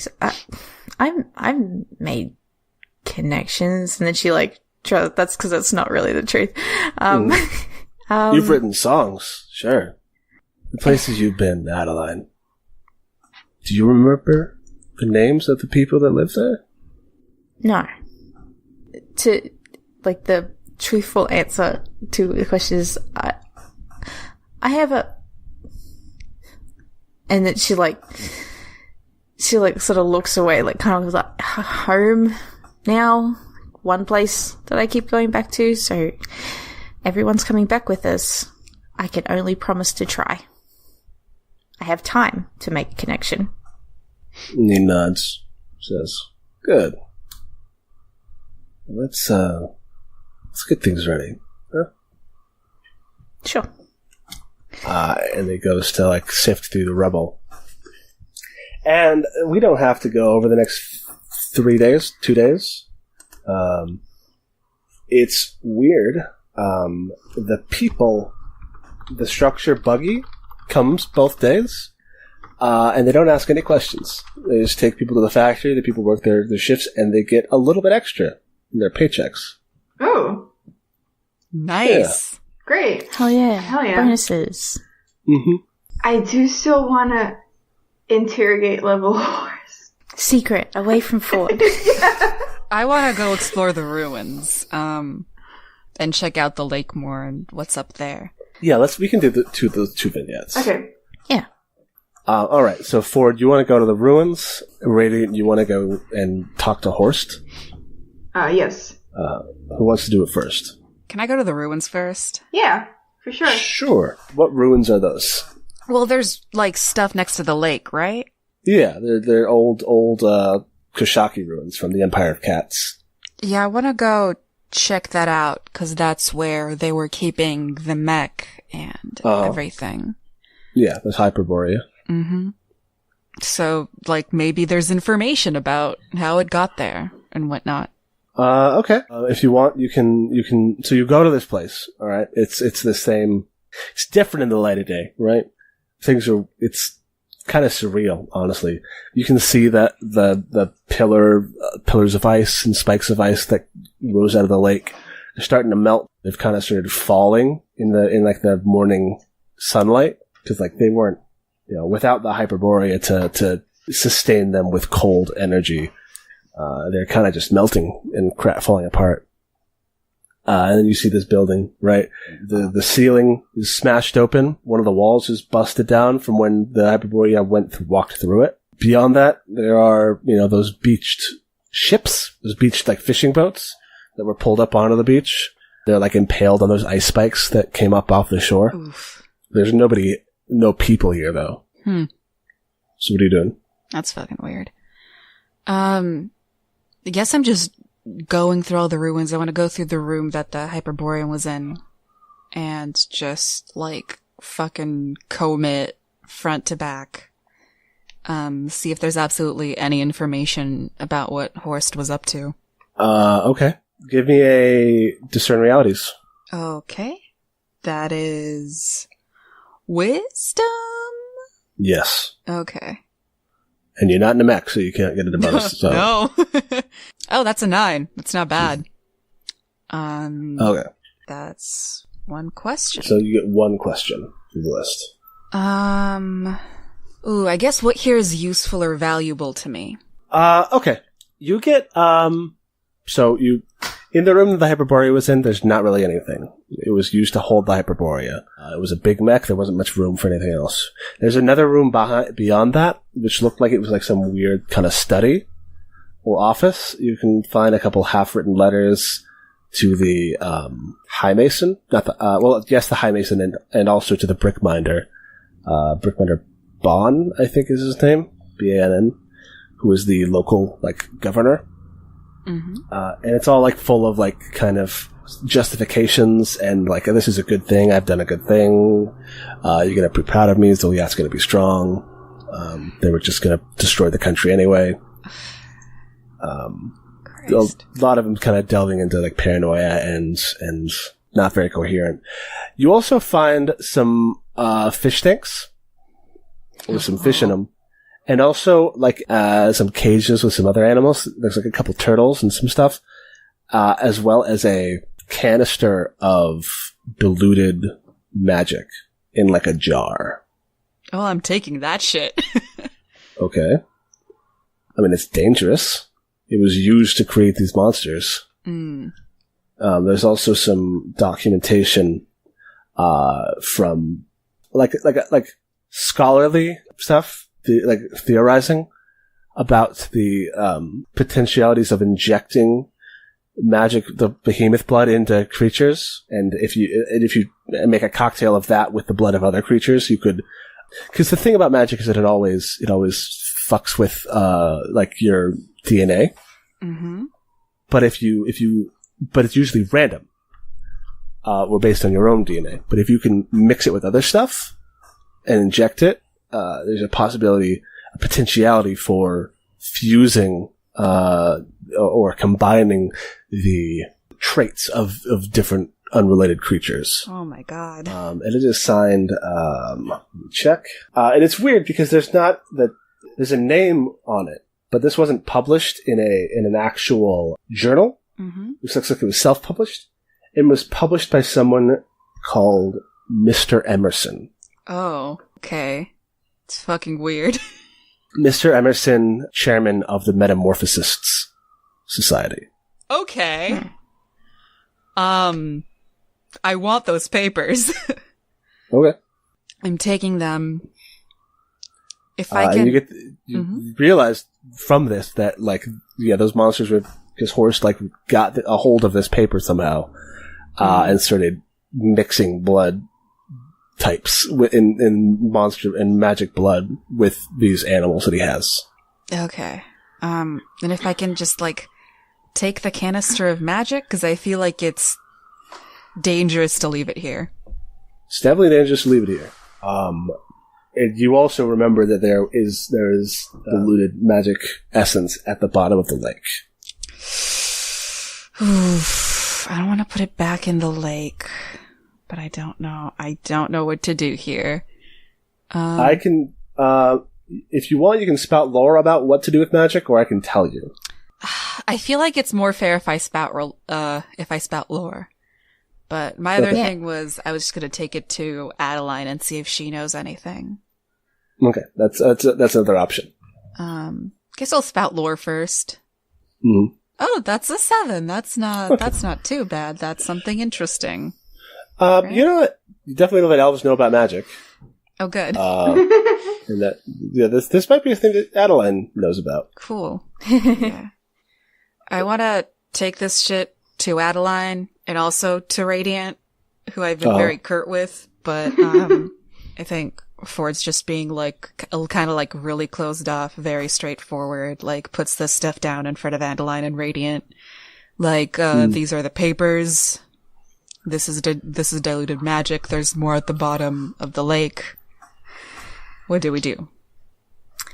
Adeline, he puts those hands really casually and is like, this is diluted magic, and Adeline tenses up. Of course it is. Should I do a spout lore? I think as an elf, you know that elves know how to clean up magic. This is true. This is what my family does. I don't think you could do it by yourself. No, but you don't I have know the tools or the facilities. But yeah, you know that if you find a group of elves, what's a group of elves called, by the way? A murder. No. I'm glad we're all thinking the same thing. A gaggle. No. A click. I'm trying to think of a sciencey sounding sort of thing. Yeah. Or even what's it called when a group of people go to Antarctica? An expedition? Yes. An expedition. An expedition of elves. That's really cool. That's very good. So, yes. So if you can find an expedition that could make their way over here, they would be able to clean it up, no problem. Well, there's probably some, because elves go everywhere. There's probably some elves here, but I don't know. Adeline's looking at a linger. I don't know. Zoliat is kind of weird about elves. Okay. Oh. No? Okay, well, elves would hate that. They're like, no, let us in.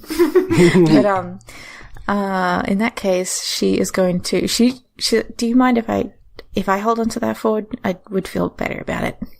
Of course. Okay, and she is going to keep it, and the first expedition she can find, she's going to be like, please take this. Alright, sounds good. Radiant. Hey, I was actually wondering, is there any new information to be found, or would it just be a repeat of what Ford just found out? I figure... it depends on the questions you ask. Personally, I think maybe we could find out where he got the papers from, if that's an option. Oh yeah, that's true, because I was just thinking, I'd assumed we were doing this at the same time, so we didn't have the corroborating things. But yeah, so I brought the stuff back, because I figured it could be helpful. Okay. I mean, you could have done it at the same time, though. That's true. Yeah, but, I do want to know where the papers is from. Because, the questions I had written down were, who else were you working with? Did you know about any Caps or Angushes in Zoliat? The third one was just why did you do it? Well, so you're going to talk to his body in the woods? Yeah. Does not take anyone with him. This is not a pleasant task that he wants to do. And yeah, this is probably after Ford has put up all this information. Just so there's no overlapping for listeners. Mm-hmm. Sorry, Tales, if this looks gay to listeners. Sorry if this doesn't look gay enough to the listeners. Alright, so roll a spell. God, I forgot that spells can fail. Here we go. Mm-hmm. 8. Well, so you can. It's a mixed success. You can draw unwelcome attention to yourself. You can distance yourself from your deity, or you can just cast it and lose it. I am alone in the woods, so I'm extremely curious to know what draw unwelcome attention to myself means. Hell yeah. Okay. Wait, hang on. Okay, yeah. What? What? What if the authorities come No. to investigate them? Oh no, Radiant's gonna get the cops on us. Alright, Radiant. So how does this look when you cast the spell? Let me read the description, see if there's any flavor that I can bite off. A corpse, no, that's boring. A corpse converses with you briefly. It will answer any 3 questions you pose to it to the best of the knowledge it had in life, and the knowledge it gains in death. Oh. Ooh. Exciting. I think Radiant, just touches his forehead. Like he's blessing him. Which is like with a finger. Macabre. No, it's like his whole hand. He's not afraid of touching a corpse. Oh, just pat on the forehead. Gently, yes. Okay, gently touches the forehead. Yes. It glows, and its eyes start to glow. Mm-hmm. The corpse as they open and are just white glowing eyes. Hi. It doesn't answer. Okay. And he's just talking to himself. I thought this would be a little less awkward. Okay. You killed him. No, it says converses. He could at least say something mean. Oh, okay. You want him to roast you. No, Radiant was expecting him to say something mean. He was bracing himself. No, he just looks sad. Oh, great. Fun. Anguished, maybe. Mm-hmm. I know what my third question is going to be. Okay. You had some papers from someone called, what was his name? Mr. Emerson. Mr. Emerson. Where did you get them from? When he breathes, it's like this rumbling. Mm. But kind of echoing from far away. And he says, a man in my command went to one of those idiotic demonstrations. They concern themselves with pointless philosophy and ignore the practicality of what they can do. Huh. I need a second question. Okay. You have your first and your third, but you gotta think of a second. Any suggestions from the crowd? Which man was this? No. I don't know. I mean, who else knows about this is, good, I think. But, didn't you already get the letters with the stuff? That's true. Yeah, that's, that was my first question. Where did he get the magic? Is that a fair question? You mean bottom of the lake, right? Yeah, bottom of the lake. It leaked out from the thing. How did he know about the mech? Huh. How did he reconstruct the mech? Maybe. Oh. Yeah, that's fair. Or how did that spike get in him? What the hell? I mean, maybe how did he reconstruct the mech would be better, though. Yeah. Okay. How did you rebuild the calf?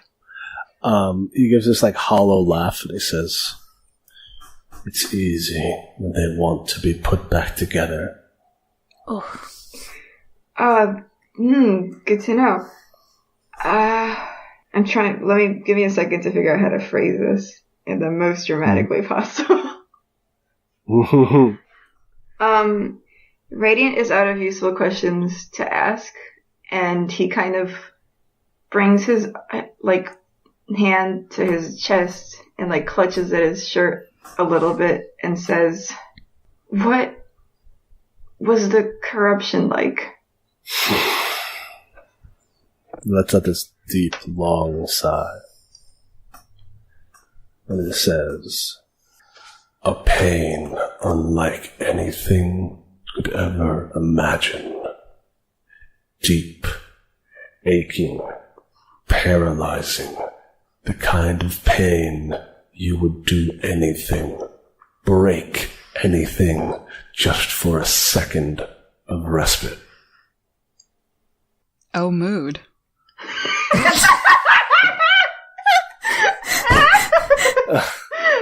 Sorry.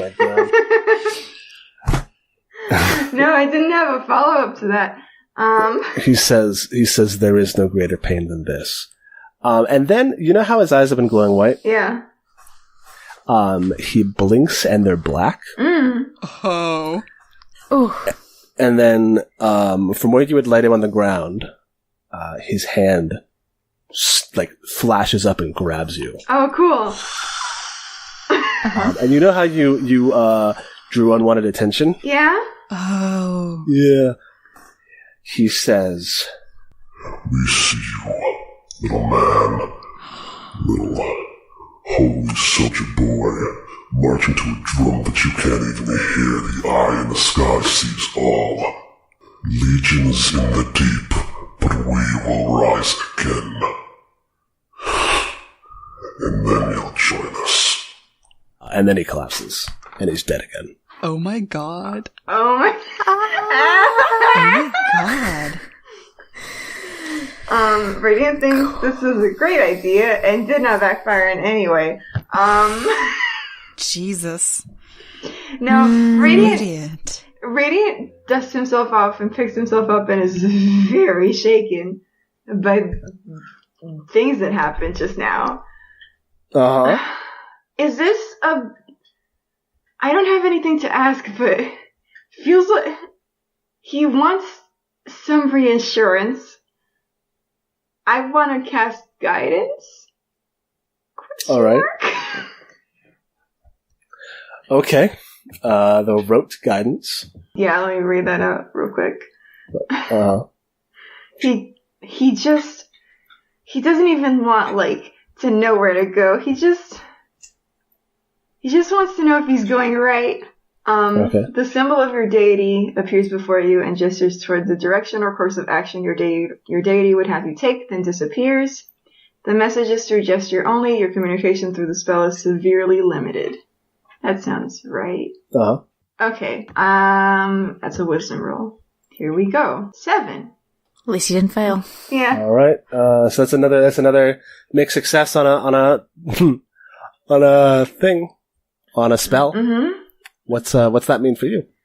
I can't do unlock of attention twice, can I? It would be odd. Okay. It would be repetitive. Yeah. That's what I was thinking. I'm gonna have it revoked. Okay. So the sky darkens briefly, and there is a flash of light as immediately before you, a bolt of lightning strikes Horst's corpse. Oh my god. Yep. Radiant feels a little bit better. Yeah, God wanted to kill him too, so it's cool. Yeah. Reassurance. Radiant goes back to the town hall and does not talk to anyone for the rest of the day. Uh-huh. All right. Festival.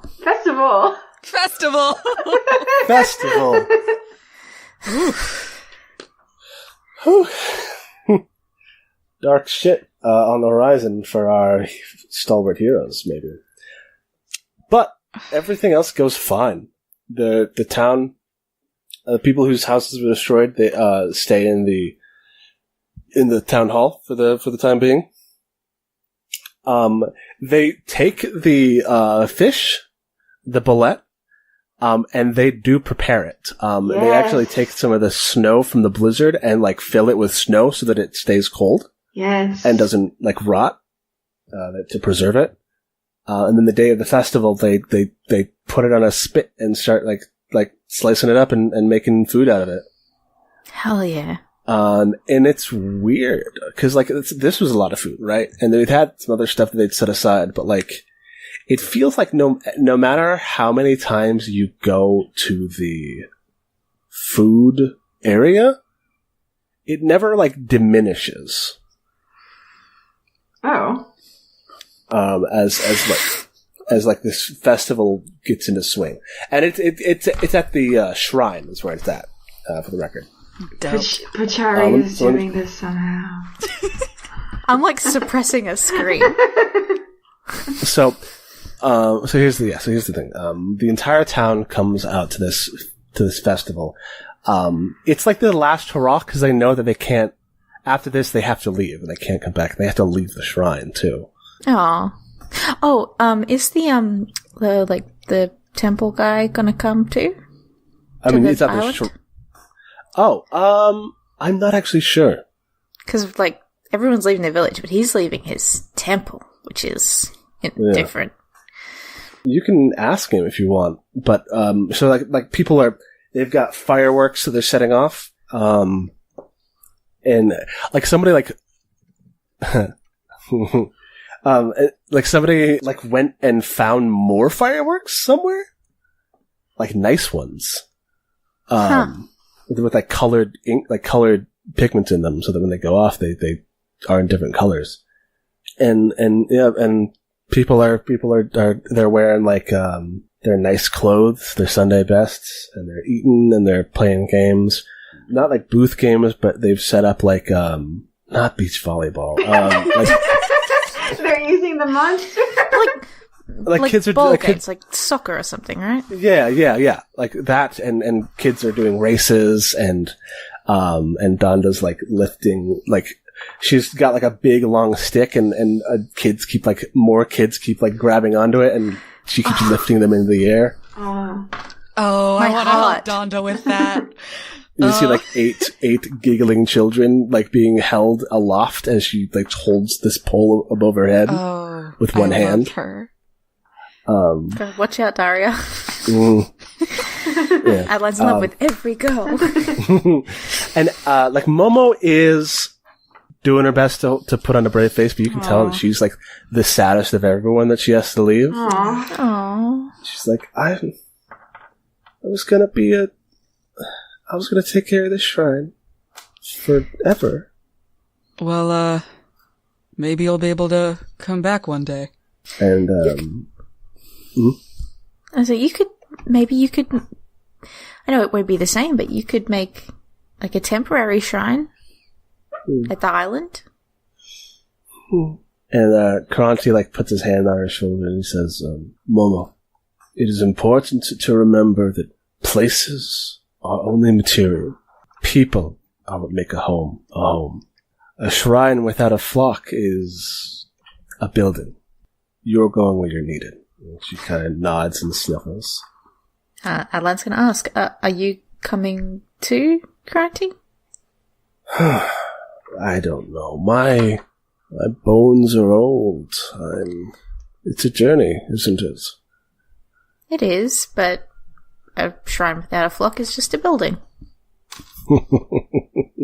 You're clever. Turning words around on people immediately after hearing them. I don't think that's clever, I think. You're just, No, I haven't got anything. That's dumb. Cut that. And he nods and he says, all right. I think... Well, if I stay here, I'll be the only person left in an abandoned village, and the structure might execute me. So. Oh, Ford feels so bad. Ford's like, this is all my fault. I could have stopped Radiant. Oh, God. He's just gonna go and, This would have gone bad no matter what. Stop Radiant from what? You're killing gonna die anyway. Could have... We don't know that. Ford's an optimist. Can I go find Pachari and challenge him to a drinking contest?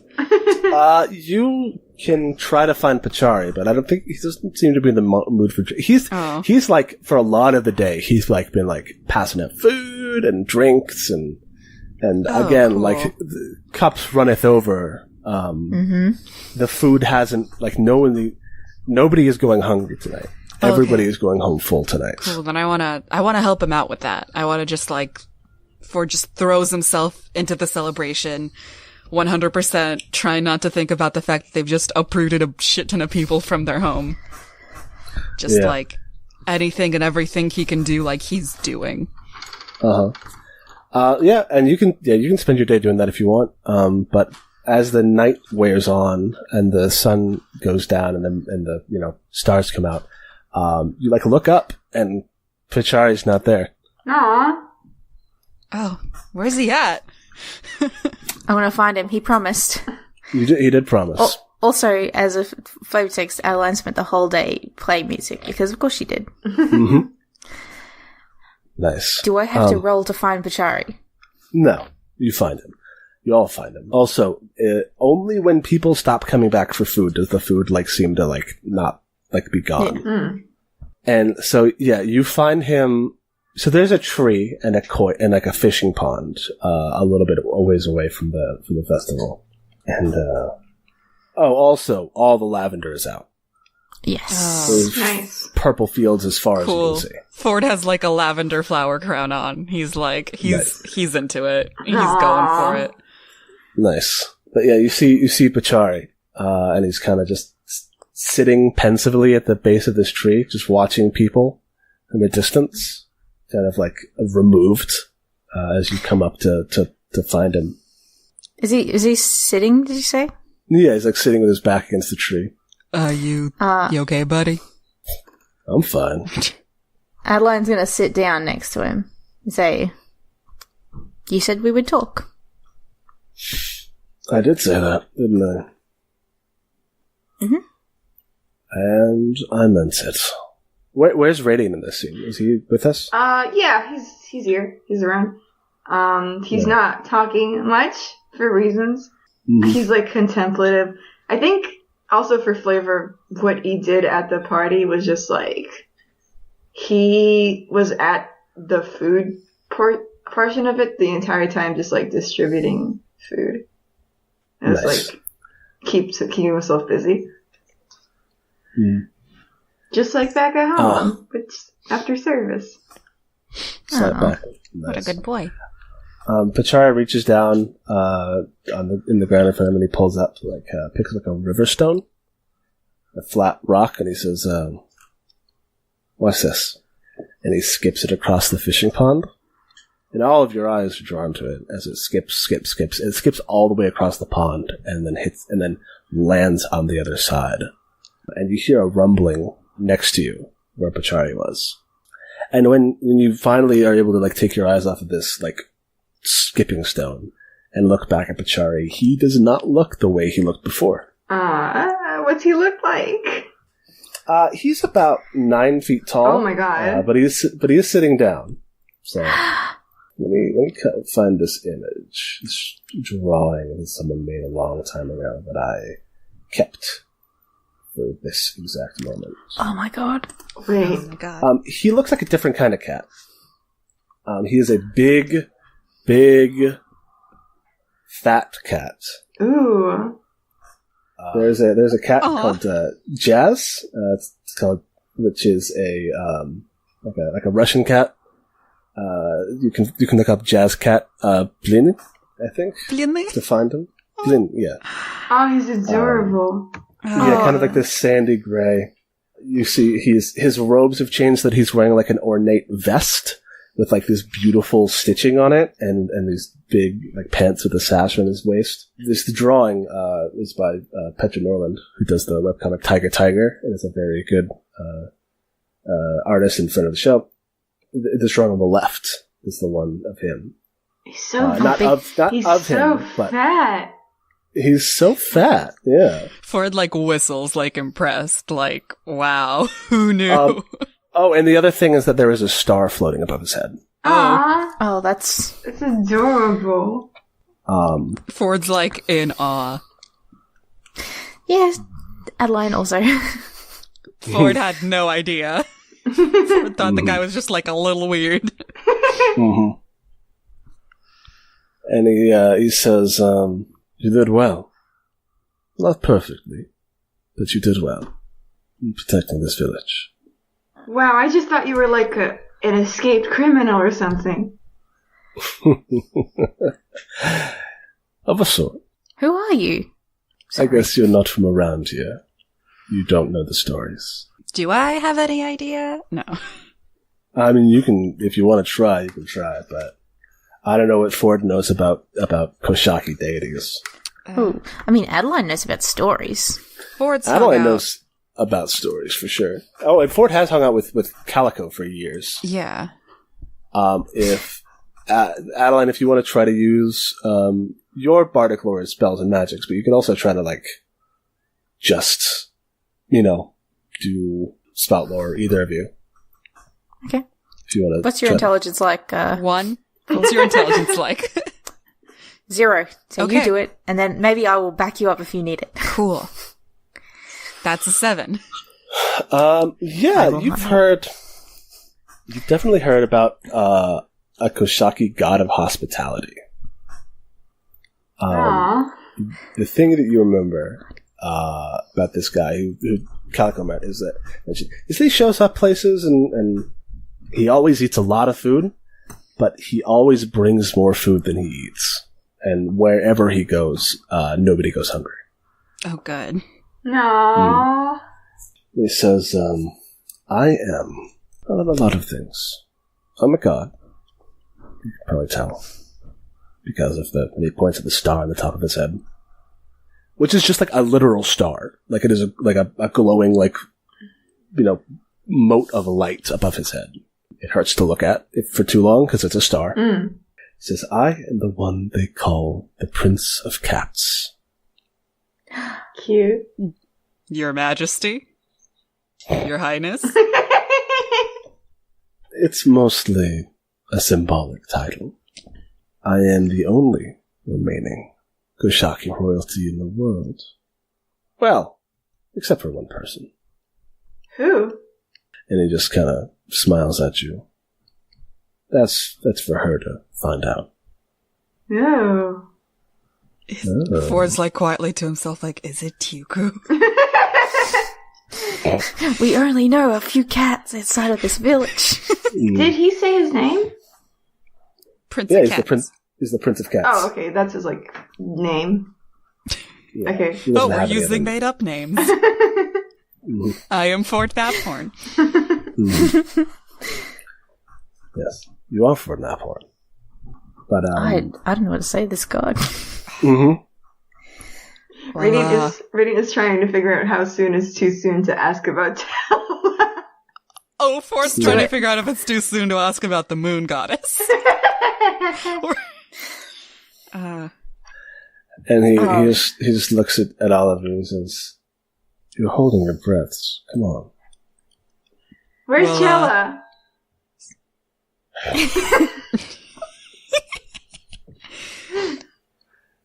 Well, I'll tell you, little man, that unfortunately, I was born long after Cello left the picture.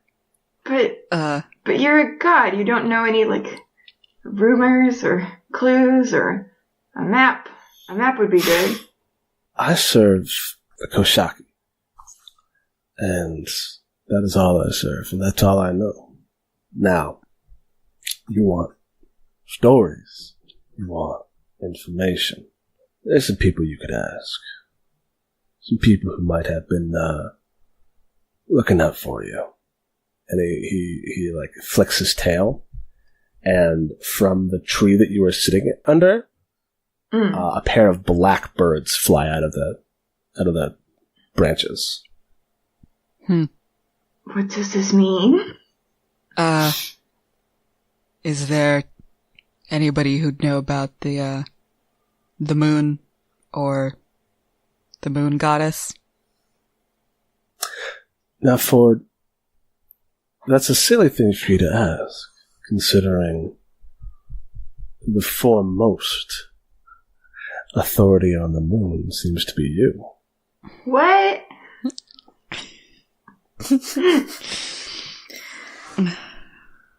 You can't know everything, and there seems to be a lot that I don't know of late. There's a lot.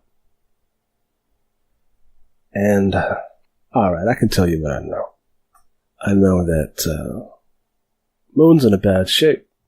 Something's eating at her. Same thing's been eating at her this whole time. Then he points at the moon, and we've established in this setting that the moon is locked. It is tidally locked. It does not move or orbit the Earth. It floats over a specific point.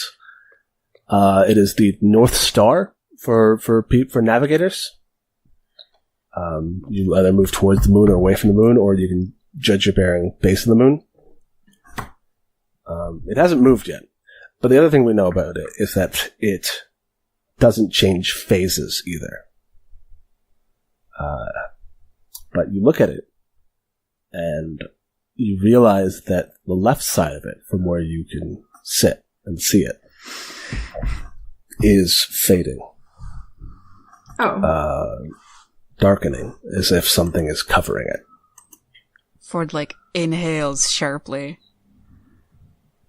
And under his breath, he's like, I fucking knew it. There's a lot still to come, and I feel like it's going to take you a while before you get all the answers you need. But, a lot of them might actually be closer than you think. I think Ford nods, kind of sits down.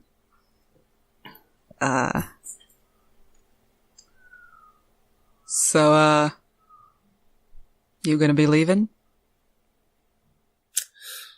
I think I can make sure this flock makes its way to the docks at least. After that, you're on your own. I was just really curious to see what the Titans ended up like. I wasn't around the last time you folks walked the earth. Well, here we are. Here you are. Just, Ford glances at Radiant, kind of like, bruh. Oh, what? Well, Radiant choked a dude.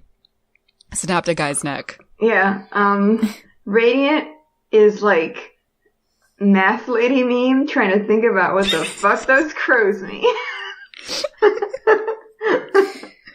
He is just staring off into the middle distance.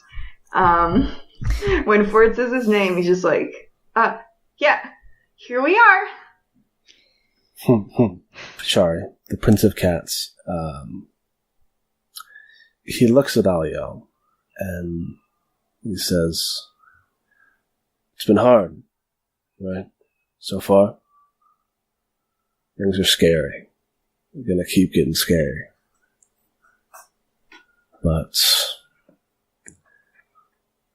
for all the missteps, you protected people here. You made sure that nobody got hurt, even if things did. Well, other than Horst. It's tragic. People die. But considering where I come from, people die. And while it's something to be avoided, if possible, sometimes it is impossible. The most important thing is you gotta keep going. You gotta keep hope. And more than anything, you can't give in to the pain. And he looks at Radiant. Oh. It's fine. I have 4 more points of corruption to go. Jeez. Radiant in character looks away. Says, we are, all of us, mourn in the situations that birthed us. It's just a matter of finding out what that is. Adeline was quiet that whole time.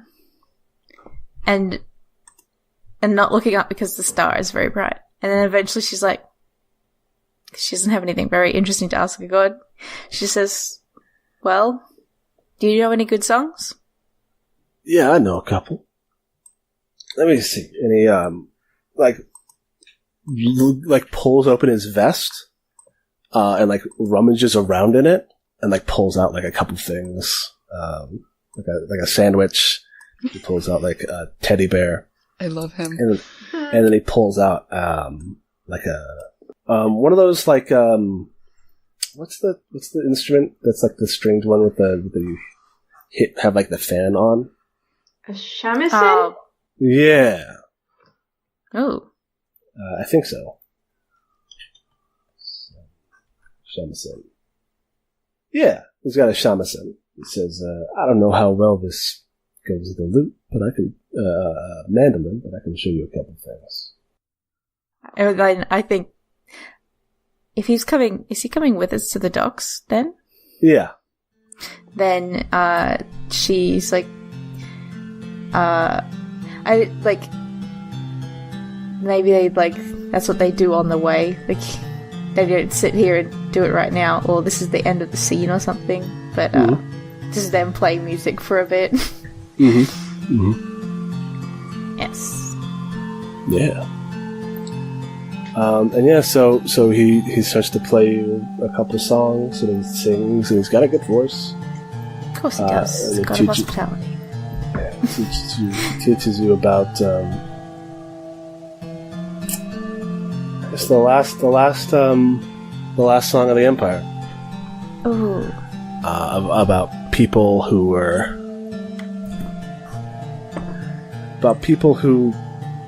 were so distraught at the failure of their leaders that they killed them, and about anarchy, and about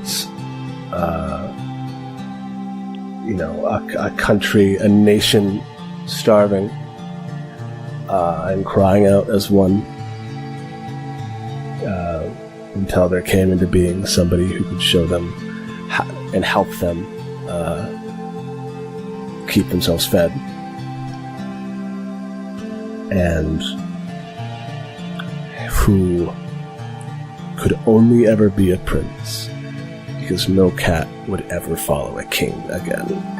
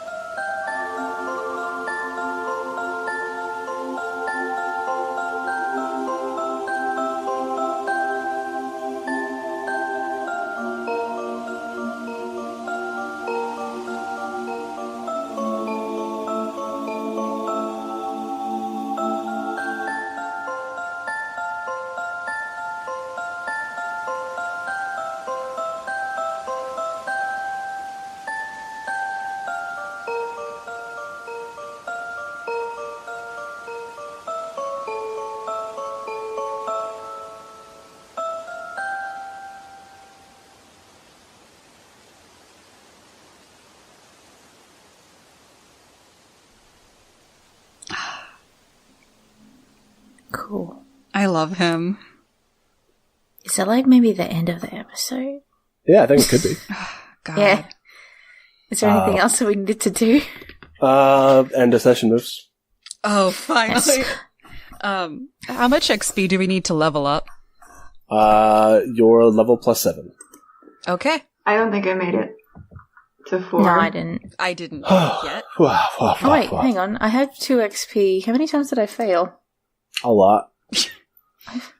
I failed. Maybe I did level up. I think I failed. How many times this session? Yeah, I'm just sitting here like, how can I hit on a god? Well, I've got at least one more, and then we'll probably do we learn some shit, so I'll get another one. So I think I will level up. Hell yeah! Oh yeah. I just need 2 more, and then I'll be level 3. Level 3 is what you're at next. Okay. I'll be level 4. Ooh, Fuck. You're ahead. How are you ahead of me?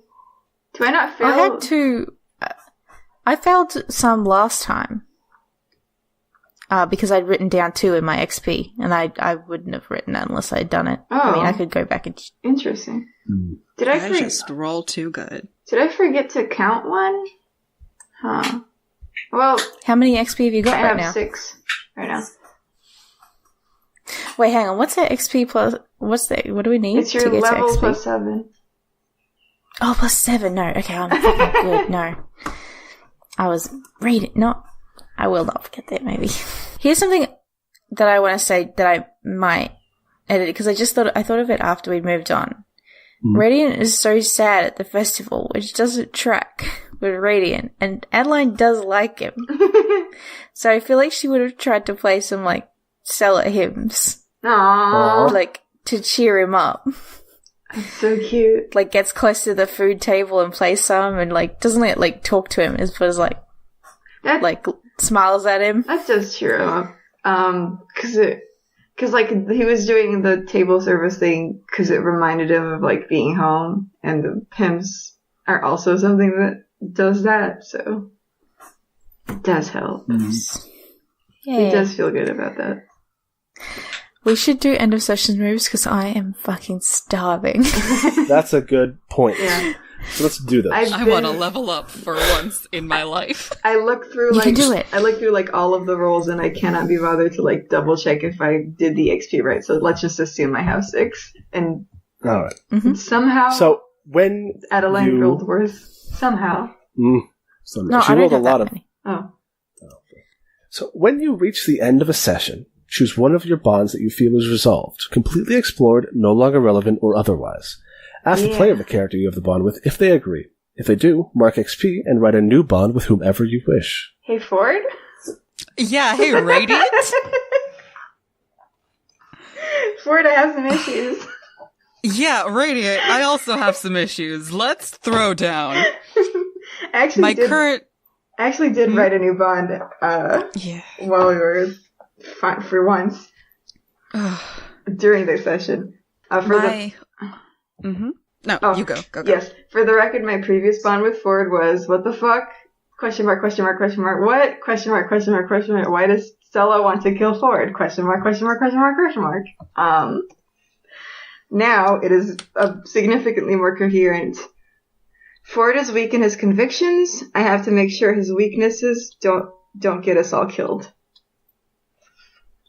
Oh boy. All right. Ford. My previous bond with Radiant was Radiant is wound too tight. I want to get him to let loose. And the new one is something along the lines of Radiant, his adherence to the precepts of Cella puts lives in danger. I have to stop him. Evil lives? Just the evil ones. Still alive. Ford's a shitty liberal when it comes to. All right, both of you clear and rewrite your bonds and mark XP. I think I'm good on bonds because mine Radiant is worthy of a ballad. He has protected me. That's still good. Still writing a ballad.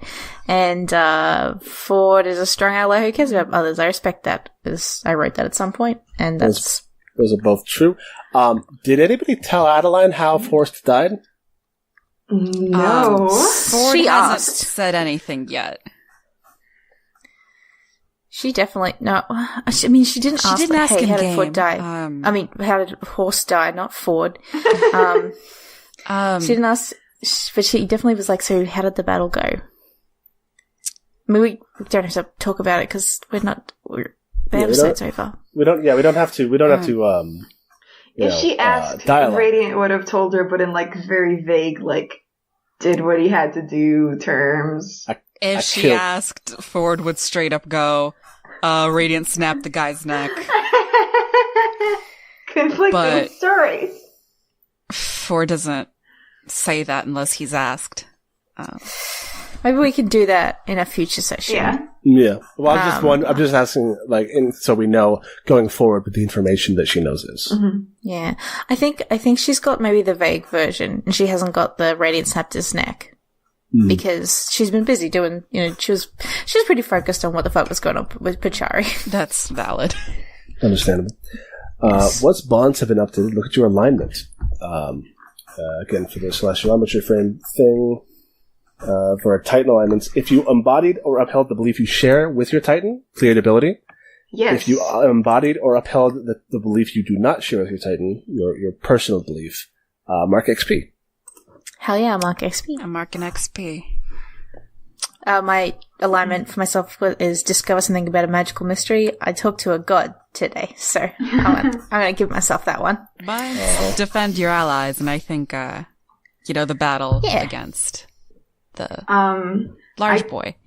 I definitely cleared ability because my Titan precept is deny mercy to a criminal or non-believer. Yeah, you did not. He did not get any mercy from you, Radiant. No, he didn't. I'm iffy on endanger yourself following the precepts of your church or god. I guess I did specifically go fight that dude to protect the village, and community is important to Chella. Yeah, I'll let you have it. Okay. I'm also leveling up too. With Yay! That. So welcome to level 3. I can do that. Yay! I can do that on my own time, probably. So, finally, we answer these 3 questions. Did we learn something new and important about the world? Yes. Yeah, I think so. Did we overcome a notable monster or enemy? No, I don't think so. Yes. Did we loot a memorable treasure? Does the magic count? Up to you. To me, it counts. I think that's pretty memorable. And the papers, too. You also recruited a whole village. That's true. Oh, we looted a village. They are a treasure. Mm-hmm. I love them. So it was 7 plus your level? Yes. I have leveled up. Oh, damn, nice. I'm so behind. I am not leveled up yet, so... So, Ford, you're level 3. I'm level 3. Yeah. And then, Adeline, what are you at, XP-wise? I'm at 7. 7. So I need 3 more. Woof. Okay. There's a cat meowing at my door. Aw. No. Let's clap real quick so that I can help my cat. On the minute? Yeah. Hang on. Okay. Scrum Oh my god, she is fucking... Alright, in the meantime, let me get my cat. Yeah, get the cat. She wants to be let in. Meow, meow, meow. Meow, meow, meow. It's flying out my door. It's a Kashaki. Yeah. The Foley work. I'm back. What's up? I'm ready whenever. You're Let's do 40, 50, 60. Okay. A 40, 50 minute.